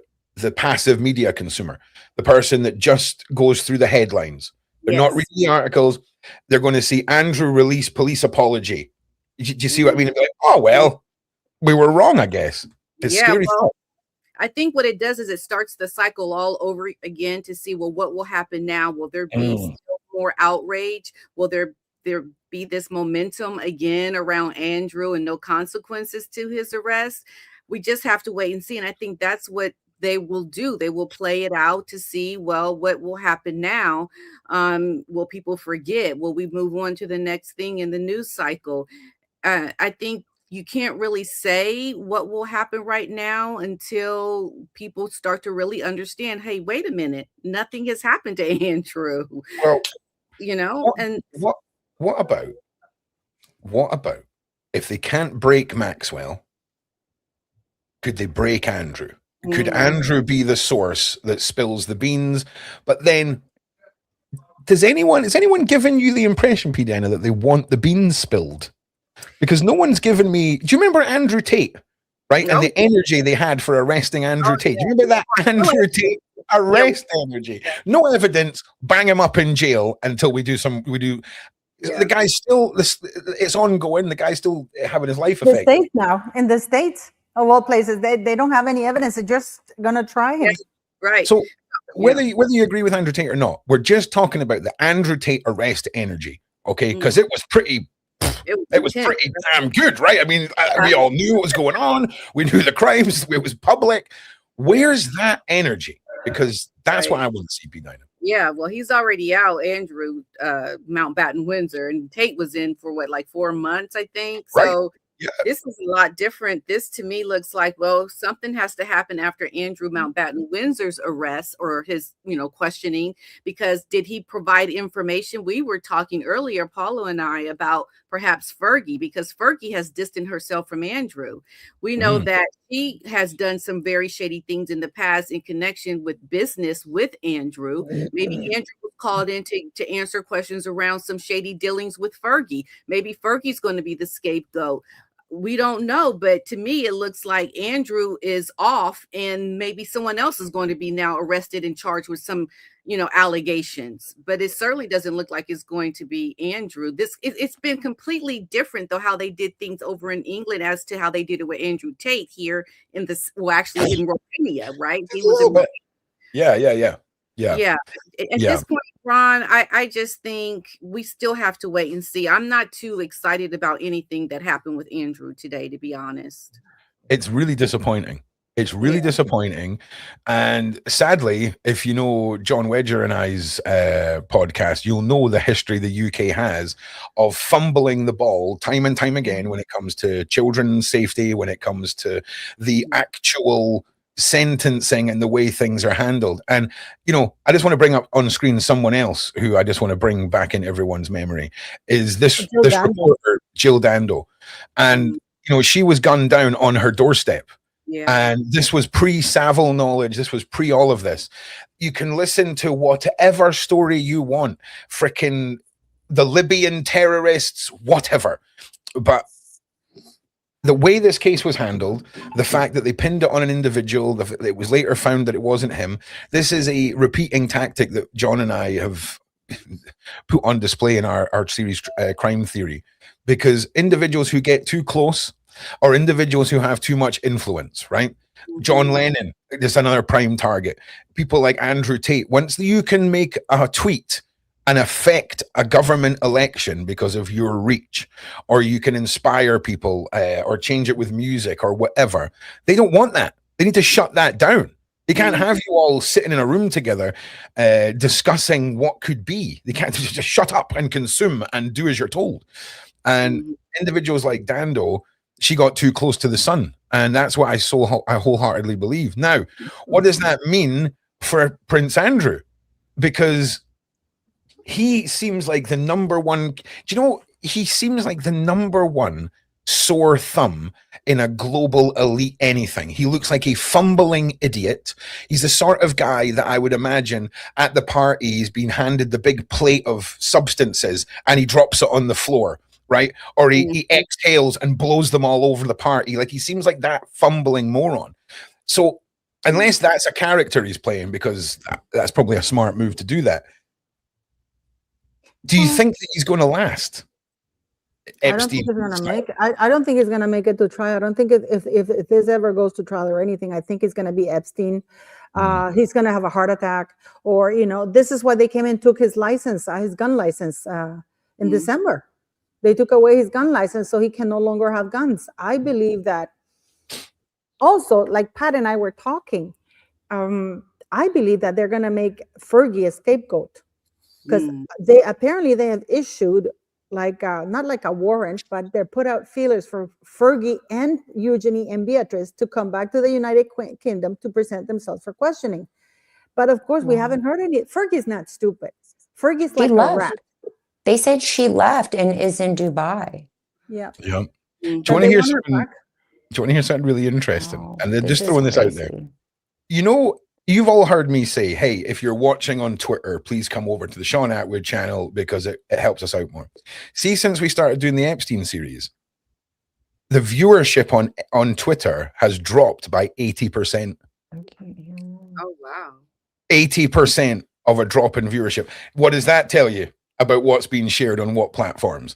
Do you see what I'm saying? It's very, very interesting because, you know, I don't want to get too off topic, but I want to see the Trump narrative and the Elon Musk narrative fully play out. I want to see the rest of those documents. I want to know because if it's okay for us to know about the jerky and the covens and the madness, what are they hiding from us? Like, what is worse than that they're keeping secret? And what is this national security nonsense? Why is anything in the Epstein files got anything to do with national security? What has Epstein got to do with national security? I'm sorry. Anyone want to throw that out there? Because Barbara, you said that when you were in the plane one time, they were talking about guns and stuff, gun deals and stuff in the plane. You okay to talk about that? Something like that you were. Which one? What event? You were telling me that you heard your ex-boyfriend or somebody was around and they were talking about armed deals. Oh no, when I was dating my ex, he was affiliated with David Blaine, who's now in the files, as you can see. His friend's father was an arms dealer, and then I looked up his name in the files, and he's in there. Do you know They're why? all in there. All the kids' parents that are in the files, for some reason, those kids are also in the files too. They went to the island, and then I asked my friend, about my ex. I said, did he go to the island? He said, yes, they went all the time and they were after the young girls. I have the text to If we've got confirm it. They were individuals obsessed who, with young girls. if we've got individuals who are capable of transporting arms, right? They have they are seen as the distribution network. Babs, can you hear me? Can you still hear, or can you not hear me still? Hello. Can you hear me, Babs? I don't think she can. I can't hear Ron for some Can't reason. hear Ron. That's annoying. Right, you're gonna have to. Okay, You're gonna have but to you know, reiterate there's this. also Paula. that Barbara. You're gonna have to reiterate. Okay, this is just one thing because I will. But Barbara told me once because we were going over the flight logs. Remember, Barbara? And Yeah. you asked me about David Blaine for a particular weekend on May, I believe it was. And I told Okay. you that DB, his initials were there. And you go, oh my God, they told me they were busy. And it turns out that he was at the island. He was there. What did you want to and ask Barbara, Ron? Yeah, it's I when we can't have hear Ron for individuals. some reason. When we have You're going to individuals, have to ask me. yeah, when we have individuals who have planes, who have distribution networks, who have pipelines set up for arms, it's not out of the question to think, well, human transporters are very interested in those networks. It's very much like if you release, back in the day when the CDs were a thing, you would release it and give it to a distributor, and then it's up to the distributor to distribute through their networks. It's the same with that. It's, if we were to believe the Sasha Riley testimony about his father and him being a pilot, you can see how individuals who are out with the traditional billionaire circle can be pulled in by the Epsteins because they have distribution and planes and facilities to do that. And I'm sorry that was so drawn out. No, what Ron wants to know, if the individuals that are like multimillionaires who deal with guns, it's not far-fetched to think that they could be into human transporting. You know what I mean? Yeah. Because they Yes. have the net distribution to distribute all the people. They already distribute guns. So they Yeah. just use the same routes for either drugs or whatever, because usually all those things go hand in hand. Do you agree with that, Barbie and Pdina? Yeah, I agree. I think they're transporting arms like guns and what military equipment and children and humans, who knows how old. I mean, they have the ships and the airplanes to do it. Why not transport humans? It's the largest business, human trafficking. I forgot what they said. It's how many billion-dollar industry. It's been going on since the beginning of time. So this is just modern day human trafficking, basically. Yes, I think it's some horrible number, Babs. It really is. Barbara can't hear me. And I just wanted to say that we don't know. Yeah, some horrible number Ron is saying, but this is just to how does it link to Andrew? And we did a live and we talked about this, Barbara, also that the royal family has access, and also the police will think 100 times before touching anybody or anything that a royal is involved in order to avoid, you know, like besmirching the monarchy. And that's why they also get involved with that, because the royals have access that others don't. Right. And they are almost not immune, but they have, police don't want to do arrests. Right. Yeah. It seems I the think police we're wanted coming to also arrest. out of the British imperial system. I think the United States has separated from the British monarchy. That's been the last 100 years we've been owned, if that makes sense. Yeah, it could be. Could you ask Paula? Could you ask Barbara to drop out and come back in and see if that fixes the sound? Barbara, Ron says if you can drop up and come back to see if that helps, so he can be asking you questions and then putting me asking you. So if you can go out and come back so he can sort it out, the sound. Okay. So Pdina, what do you make of Andrew? Do you think that they're gonna get Fergie to come over? Do you think Fergie's gonna come over? I'd like to see Fergie's gonna come over, to tell you the truth. I think Pdina may have just nipped out for a second. Okay. So do you guys think you're gonna get Fergie to come back? Fergie's not stupid. She's a rat. No, I mean, they could definitely turn Fergie. They could definitely, to be honest, I can see them turning Andrew. I can see Andrew being so terrified that he might turn on the group. And, you know, there's a hell of a lot more that would be done to keep Andrew safe in my head than Maxwell. You know, welcome back, Babs. Can you hear me? Oh no. Barbara, can you hear Ron? Hello, hello, hello, hello, hello, hello. No, There's she can't. something going on with you, Ron. Something you and that stupid. It's definitely. It's never that you me. have. It's never me. Okay. Trust Do me. you think, Barbara? Do you think that Fergie's gonna come back? Oh, she's gone. Of course, she's going to. I mean, Okay, what listen. do you think is gonna happen? What do you think is gonna happen with Fergie? Because now they're saying how did Beatrice make 27 trips when she was making in 1 year when she was making less than $30,000 less than $40,000 a year, and apparently they're all linked to Epstein. Yeah, I mean, Fergie's cooked, right? And she's always been cooked. And hang on, I'm just bringing up a picture. I think, I just don't know. I mean, we've seen the emails about how obsessed she was with Epstein, allegedly having affairs with Epstein, wanting a lot to do with Epstein. And I think that speaks a lot. I don't know how he got all of these royal women to be so obsessed with him, but he did. And honestly, Paula, Who had this royal woman to be obsessed with Andrew? Here's the thing. I don't think Fergie and Andrew are on the level where a car crash will happen to them if they open their mouth. That's what I feel. I really do. I think everyone's got to fall into line, but I could see Andrew snapping. He's lost his title. He's lost it all in his eyes. And I can see him snapping. But again, I just don't know. I mean, I'm hoping that Barbara is right and we're going to start seeing the dominoes falling. All right. But America is doing nothing but acting shady about everyone involved. The UK is acting just as shady as everyone involved. The Prime Minister ranting about Mandelson and all of this stuff. Like, I'm not being funny. They should all be dragged into court. They should all be under oath questioned and grilled, because there are too many pages in these files with questionable everything all over them. And I don't understand why the lackluster efforts across the board is lackluster across the board, as far as I'm concerned. Pat, do you think, Pat, are you there? We can't hear Pat. Hello? Yeah, Pat, she's got her camera off and she's muted herself, so I imagine she's away doing something. Okay, she's still there. Okay, yeah. But to me, it's very interesting because I think that Fergie is a survivor, like every rat, just like Meghan Markle, which is why you know that Lauren had Tom Sykes on a live today, right?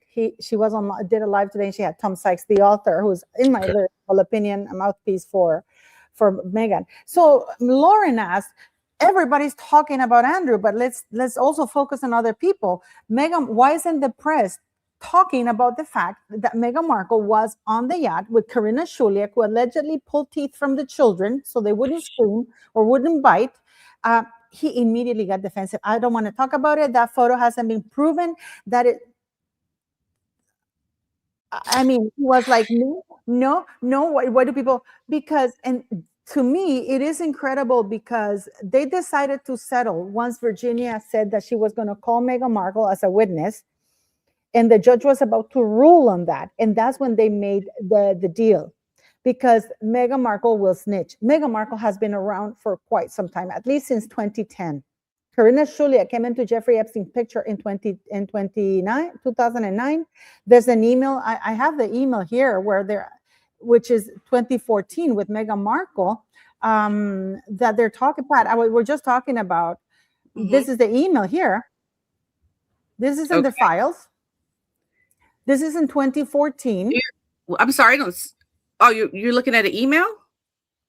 At the email. Yes, oh, okay. There. Where it says yeah, this is in November 2014. This is around Thanksgiving. Hello, Saida, Micah, Heather. Let's not forget that Meghan was with Heather, Dorak, and all those trips. Meghan, Julie, Sarah, Alice, Martin, and whoever. And Karina. Jeffrey looks very forward to hosting dinner on November 30th at 8 p.m. at Martin's Novak's Institute, located at 1 Brattle Square, Suite 6. Please have the guests call or Karina on their cell as the guest approaches the Institute so they can come down and let them in. Thank you. Was this in the files? Where's this email from? Yes, it's in the files. But the press, they don't want to touch it. They don't want to touch it. So at that time, are you trying to say Meghan would have been there? Oh yeah, she's there. She was there, Okay. and 20. Yeah. Yeah, because she would have been like a +1. She would have been like somebody's guest, right? Her name would not have been, I think, on that list, but that to me is very good information because it shows that this was something, I think, an ongoing thing with bringing girls. I mean, that's just what they did, right? So I don't know why the press doesn't touch these things. It's very interesting how they stay away from certain things. I mean, they have certain things that they have to abide by as well, are the press. So, like, we know they have embargoes where there's things they can't mention. Like, they are definitely restricted around certain things. And even, someone made a comment about something I remember doing a video one with Amy Roebuck when she was asking a question around one of Andrew's accusers, and she was prohibited from asking that question because they did not want to tarnish ABC's reputation, with the royal family. So, yeah, there are happening that are protecting people like Meghan, I think, still, because she's still with Harry right now, and they are playing their, how they do things, their cards that they usually do. That's just how it is. And by the way, these pictures that you're watching, the one that says candid pic of Meghan Markle, that was published by Daily Mail. Okay. I'll be back in 1 minute, Paula. Yeah, these were published by the Daily Mail, stating that this is Meghan Markle in New Zealand with Heather Dorock and Lindsay Roth. On the right, you have, that's St. Bart's.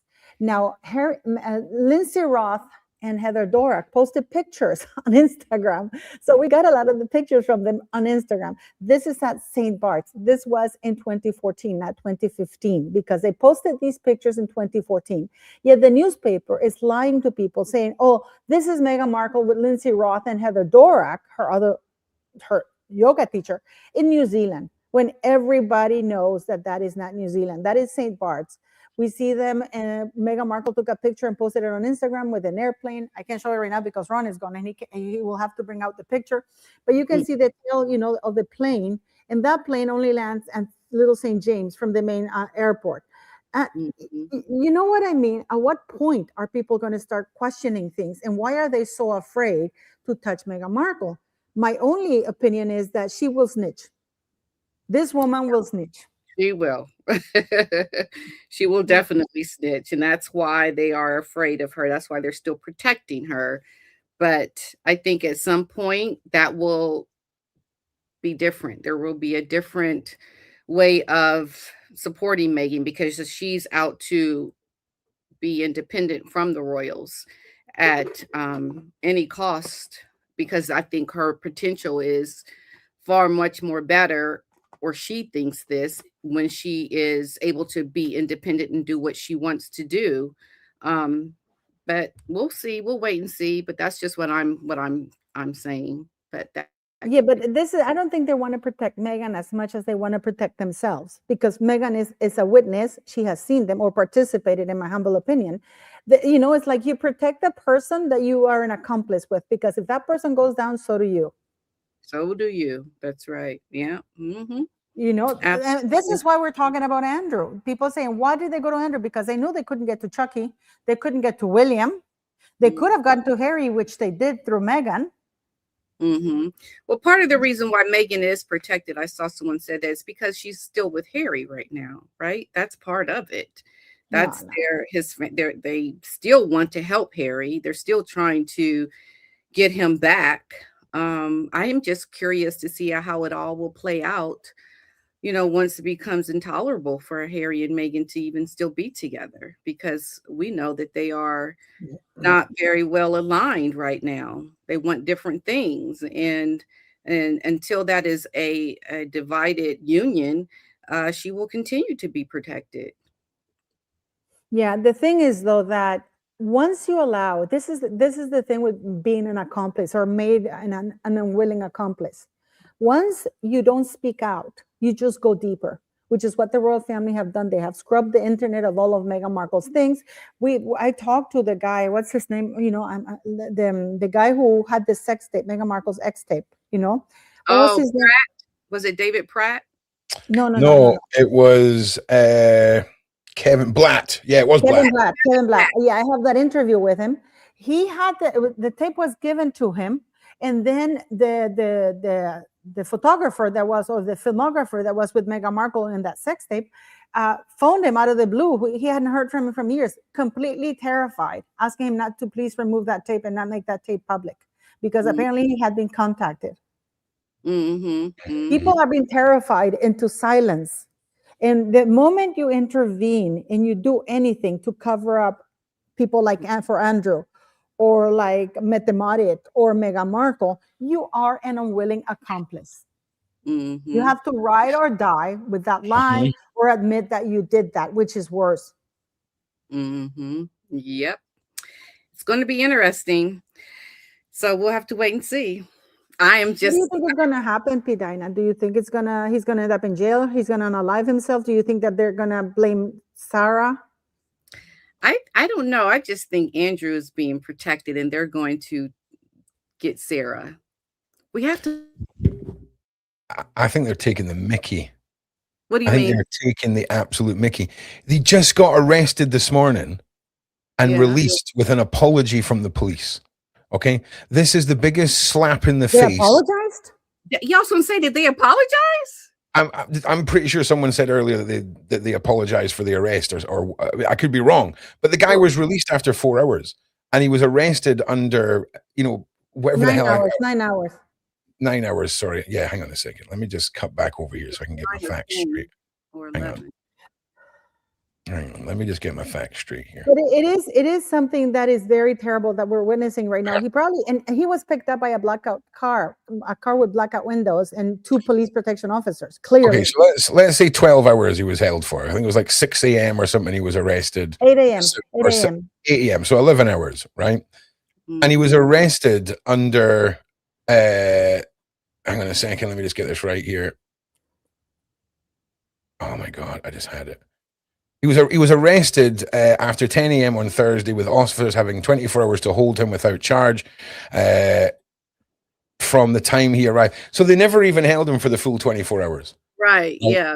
Nothing. Like it was his birthday, and on suspicion of misconduct. What does that mean? In fact, you know what? Let's look it up. Misconduct in public office. What it is. It is if you take advantage of the public office you hold for personal benefit, financial benefits, or anything like that will bring shame to the office. So who cares? Who cares?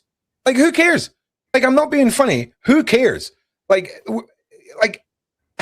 we're talking about survivors of like the worst ever reported syndicate of abuse, and he's being arrested for. Do you know what?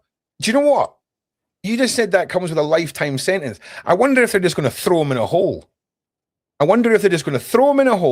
Not mention the Epstein files at all, okay? Give him some mad sentence, throw him in a hole, and just leave him in there. That might make sense to me. But this misconduct in public office, I'll tell you exactly what I have. I have the view here says that misconduct in public office, MIPO, is a common law offense that can be tried only on indictment.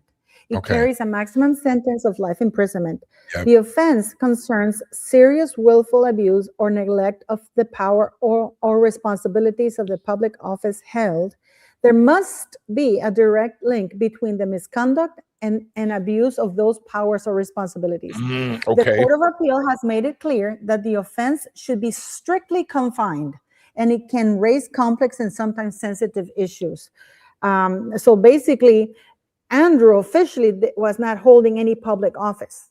Maybe I'm wrong. Maybe they've went, do you know what? If we go after him for SA, we can only hit him with 12 years. But if we go after him with this, we can slap a life sentence on him. Maybe there is hope. Okay. Now, trust me, that was difficult for me to say. All right. I don't want to give anyone hope because we know what's going to happen. Nothing. Okay. I am sharing with you the directly from the government website. It says that evidential considerations is a public officer acting as such. Andrew was never a public officer. So that presents a problem because you have to be a public officer to be charged with this. Willfully neglects to perform their duty and or willfully misconducts themselves. to such a degree as to amount to an abuse of the public's trust in the office holder without reasonable excuse or justification. So there is no simple definition of a public officer, and each case must be assessed individually, taking into account the nature of the role, the duties carried out, on the level of public trust involved. Well, it kind of makes it, and then it gives you who they can be: holders of judicial and quasi-judicial office, like judges, magistrates, registrars, coroners, police constable, police community support officers, immigration officers, elected officials, civil servants, not royalty, prison staff, army officers, bishops of the Church of England, volunteer members on the independent. So there is no such thing as a royal. Do you know what, Paula? Do you know what we've forgotten here? What? We've forgotten the weaponization of the arrest, okay? Because by arresting Andrew, no one in the royal family can comment now because it's a police investigation. That's very interesting. What? You like that? You like that one, Pdina? Every now and again, Ron, because Pdina, every now and again, I open my mouth and I say something and I shock myself. It's like, oh my God, there is a reason he's here. It's only 1% of the time, but damn, when I get it, right? Hell yeah. Hell yeah. All right, let's go. All right, let's pull it back. Okay. So yeah. I'm sorry, I'm still in shock. I know, right? I know. I'm gonna go put it on the fridge. I'm gonna call my mom. I'm gonna be like, I've just put this on the fridge, Mom. I got a gold star today. A gold star. But you see what I'm saying? By weapon, even if it's a headline arrest, we forget about the fact now that all the royals can be like, well, you know, I can't comment. Yeah. And if it's a lot, let's say they drag this out for a year with Andrew, and we all think it's one thing, but no one can talk about it, and it turns out to just be nonsense, right? Yeah. They've really nailed that. The evil people know what they're doing, man. They really do. They're behind the scenes, got all these people at a big table. They are throwing back ideas, you know, let's do this because we want to do this. Like, there's strategy all behind this. It's not what it appears to be. Yeah. It's insane. That is true because this public misconduct only applies if he were a public officer, which he wasn't. Was not, yeah. Which is even better for the weaponization of the arrest, because going into it, it's a moot point. If Paula's nailed that, which it sounds like she has, then it's a moot point. They've dragged him in on the one thing they can drag out that can lead nowhere. Mm-hmm. Yeah. Is that not top tier level evil genius madness? That is. Yeah. And do you know the crazy thing is? There's some people defending, some people and YouTubers that criticize Meghan that are defending this man. They're saying, poor guy on his birthday, hasn't he suffered enough? Gomers.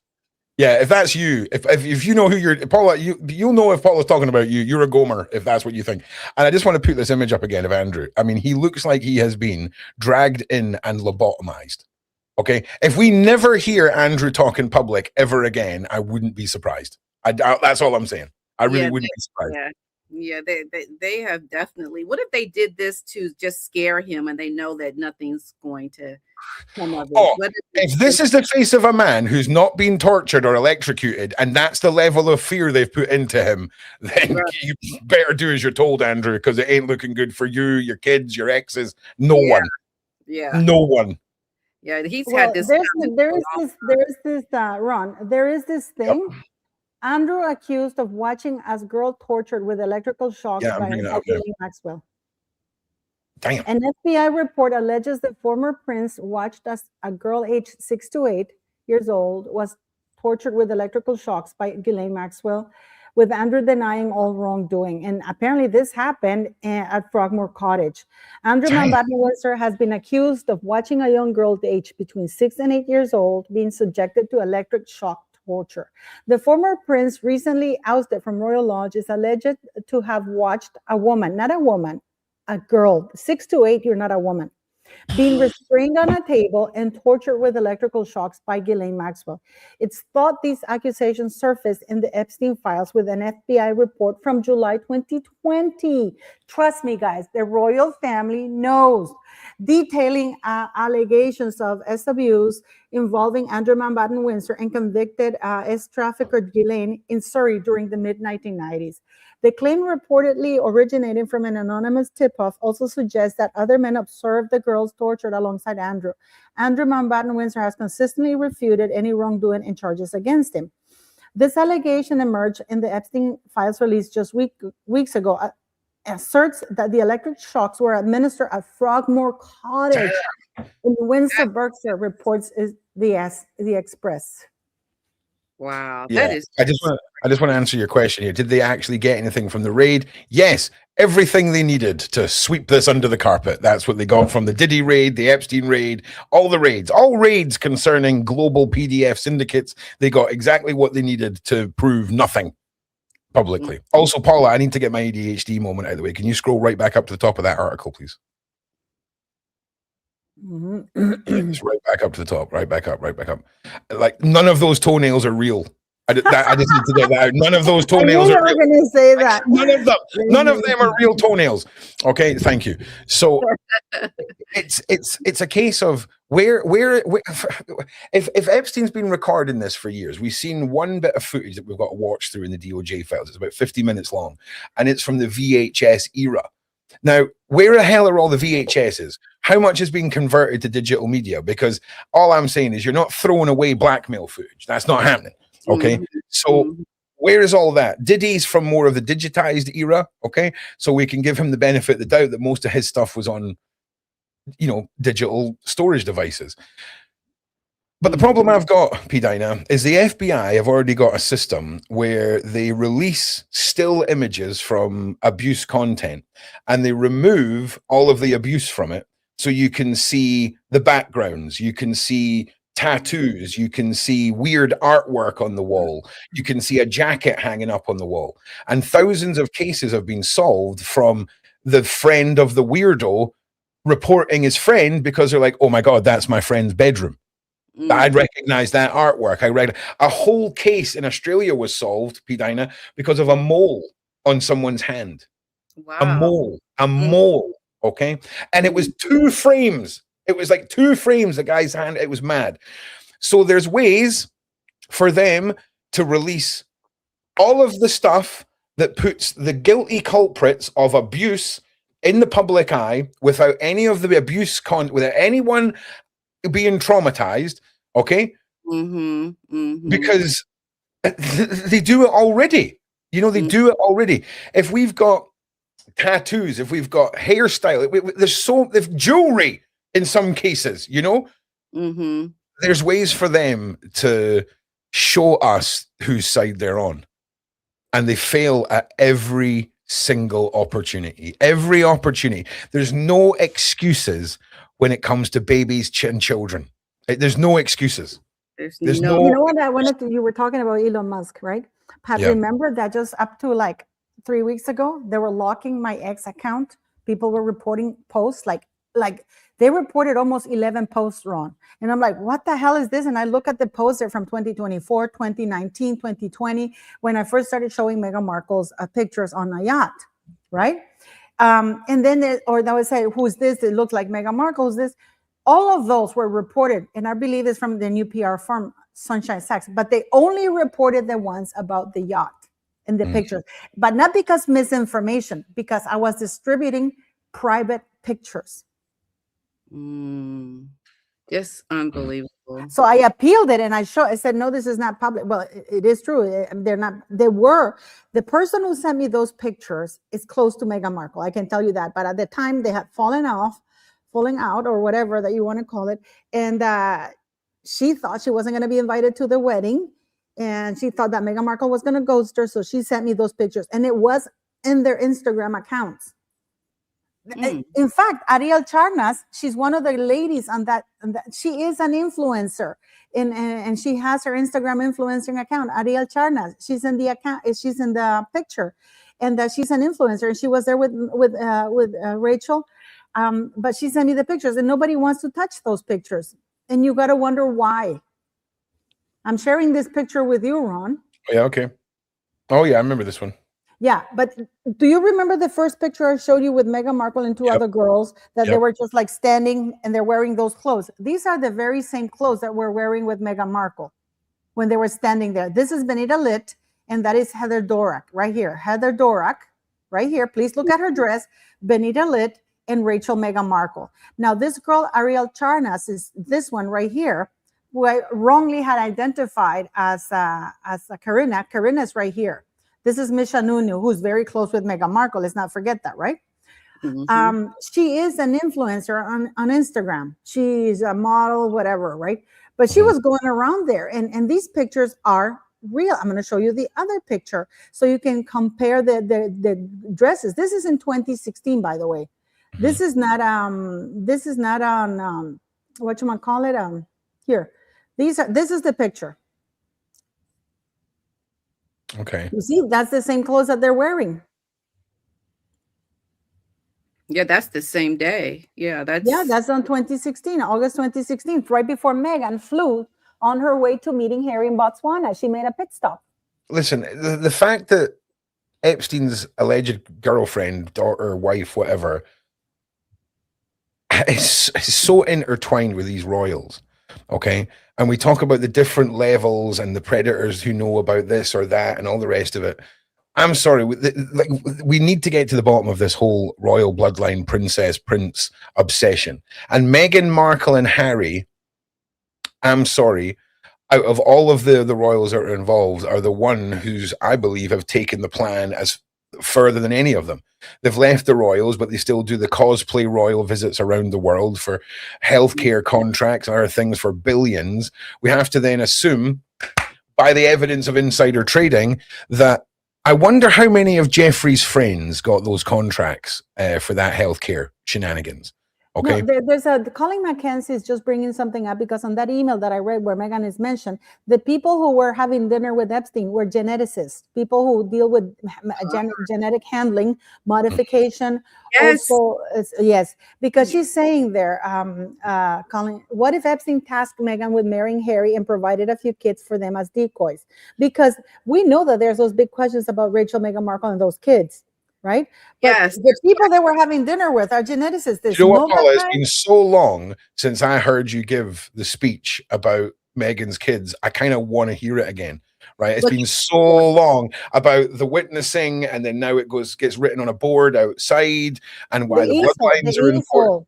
The easel, like all of this is so important when it comes to actual bloodlines that can get to a throne. But did you hear that they cloned Britney Spears?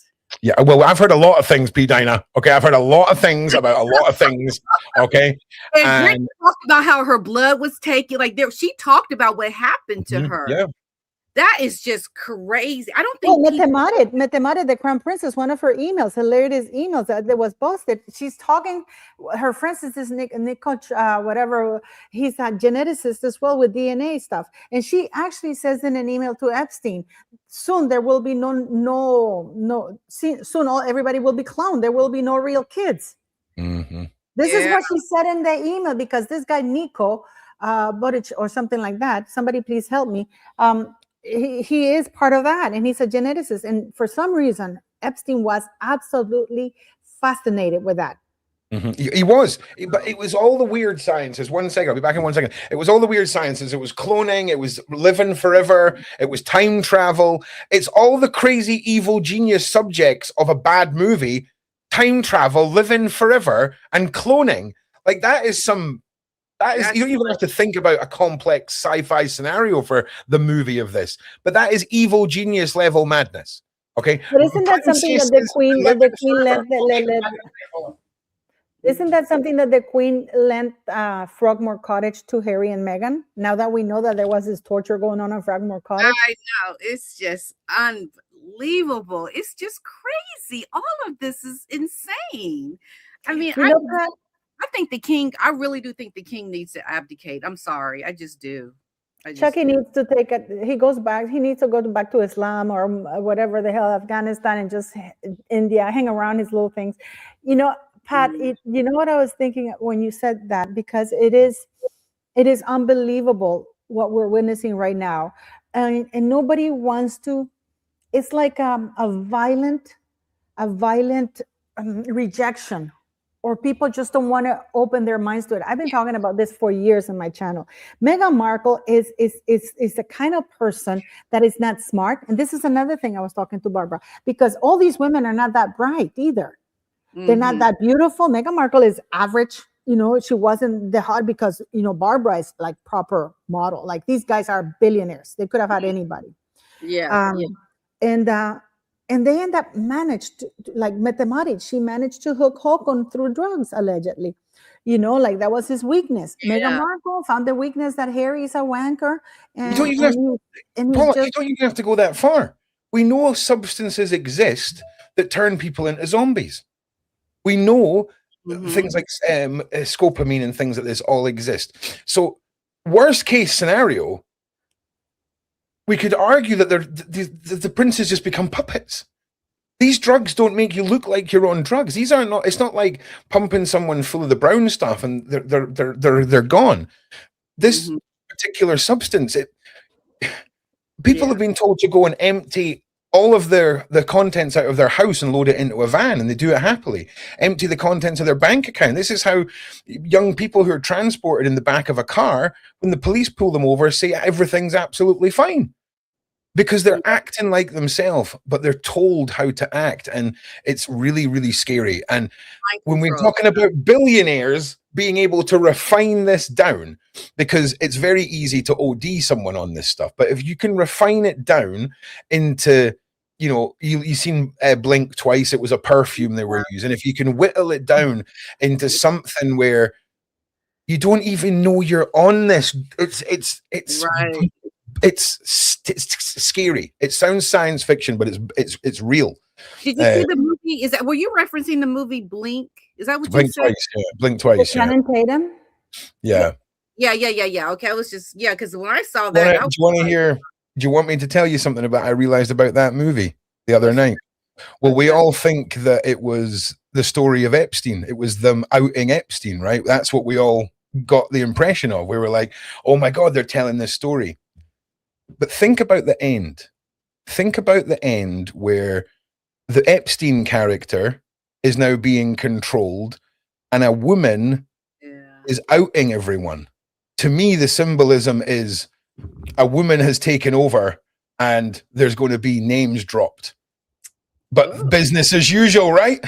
Yeah. That's the impression that I get from the ending now, thinking about Epstein's ex. We all think these movies are this great, oh my God, we were right. They're laughing in our faces. Because the metaphor of that ending to me is, I couldn't figure it out. I was like, well, why is she then back at the same thing with this guy? She would just out them all, right? She would just blow the lid off it, but she doesn't. It looks like she's taken over and is in control. And the symbolism of that one guy being told that everyone's going to know is a reference to what's happening now, in my opinion, because I see it so different now. I really do. Yeah. I'm sorry. It's also very interesting. Were you guys? No, I'm no sorry. problems. That's okay. We're going to go through anyways. Thank you, Pdina. Thanks, Pdina. Thank you. Take care. Take care. Just another before we go, you should show the easels out of the babies that we were talking about, Ron, so we can leave there. So people know Harry's children are the only children in the monarchy, old and modern, who don't have verified origins. Okay, these three easels were put outside. This is Princess Catherine giving birth to Prince George, Princess Charlotte, and Prince Louis. They all have the time, date, and the doctors who were witnesses to that. This is Meghan Markle's. The Queen, no signatures, nothing. That's mad. I've never seen this photo. That is mad. Okay, because also just so happens to be the only one on the lists here who's connected with Epstein. Only the one also happens to be the one that's connected with a long lineage of Soho House yachts and the alleged girlfriend of Epstein, or at least the person who inherited everything. I just want to put it in perspective. Maxwell was given the same amount of inheritance as Epstein's pilot was. Okay, just try and put that in perspective. Okay, as pilot. It is And terrible. It is terrible. But this is for real, guys. In 1701, a law was passed that a member of the government, His Majesty Monarch, must be present. 2 members of government. Then it was the Home Secretary that decided. So since that modern law was published, and in 1948, King George VI asked the government if they could please go do away. That was a law. It was a law that the Home Secretary plus 2 additional government witnesses must watch the birth of the royal lady giving birth, right? So, but King George VI said in 1948, can you please do away with that law because, Princess Elizabeth, her modesty. But we will put the easel out with the signatures. So it became protocol, but they did away with the law. So this is not law, but it was in exchange of. So now what do people say now? Well, it's not law. So I know my sources have told me that Prince William wants to make the Succession Act change, that this must be made into law and make it retroactive to Harry and Meghan. So if Harry and Meghan refuse to present the names of the doctors with the signatures, the child cannot be in the line of succession. it's just, yeah. But do you know what? Maybe we're staring in the face of what the success story of the royal arc of the evil plan of Epstein and Meghan. That's a whole narrative we need to discuss. That needs to be a fresh Ron Brain night, because we could pull that apart real well. Oh, no, we have to get, hopefully we can get Baron Coleman to talk about the Erica Kirk landing 2.5 hours in Utah on the day that Charlie died. Yeah. I sent you that. I mean, Yeah. it's insane. Yeah. Again, we'll be back to talk about these things. But look, Paula, thank you so much for all your help today, setting all of this up. And again, I just can't thank you enough. You're just awesome, and I appreciate You everything. look so gorgeous today, Ron. Your eyes Thank look you. so beautiful. Your blue Thank you. eyes. I love it. You're my Thank mate, you. buddy. Thank You're my mate, buddy. Thank you very much for the audience. Thanks. Please show your support and subscribe and like the videos from Sean, because Sean has been supporting a lot of us when nobody would, and God knows that this is what's called character. And doing your research, of course. But Pdina, Lauren the Insider, Barbara. By the way, people ask what happened to Barbara's friend. She unalived herself. She couldn't. So we're looking at a casualty. So for Barbara, it's incredibly personal because she saw her friend go through that. That is horrible. So. Yeah, she didn't make realities, isn't it? It really, really is. And yeah, big shout out to Babs for being here. Big shout out to Lauren, Jesse, and Pdina, and of course you, Paula. Thank you to everybody at home. I just want to say as well, all the people that watch on my channel, we're getting over 100 now on my channel, which is awesome. So thank you all for being over there. I really, really appreciate it. Live on your channel. Just get drunk on your channel. Well, no, the next thing is members nights coming back, and sadly Discord are about to roll out new security features, and they're treating it the same as the adult site, so you have to give a form of ID. So depending on how that rolls out will depend on the future of Discord. But talking about Blink Twice, talking about the Stanley Kubrick one, Eyes Wide Shut, there's a couple of other movies. I watched a YouTube video called Movies That Are About the Man on the Island, and it was 5 of them. So I thought we could watch through those, because all of those were made prior to the Epstein files being dumped. And I want to see what slivers of evidence have been left for us in the trails of doing the right thing in some cases. So, Paula, are you still on YouTube? Hell yes. Hell yeah. Can't get rid of Paula, man. Let's try to get Baron Coleman. Let's try to get Baron Coleman and let's do a live with him because he's amazing. Well, I gotta go, guys, because my computer's about to die. But thank you for having me, Ron and Sean and everybody. You're welcome, Paul. We love you lots. Take it easy, my G. All right. Well, listen. Thank you all for being here. Thank you all for being awesome. I'm back tomorrow. I don't know what we're doing yet. Oh, yes, I do. It's mind control, and they control our minds, control the population. Epstein files and the cabal. It's going to be a good one. So I'll see you all then. Yeah. Thank you all. Make sure you like and subscribe. All the links for our guests are down in the description. And I will see you all. You lovely people. There's one more look at this belter. I mean, that is... Do you know what? The only time I can ever reference, ever experience in a face like that like, honestly, that is like on the taxi back after being awake for 5 days in Ibiza, like locked in a nightclub with 30,000 people where no daylight can touch you. That is, the vampire has just been awoken and it has not fully reanimated yet. Scary, man. Scary. So have a good night. Thank you all for your support. Like and subscribe. And I'll see you on the next one. Peace.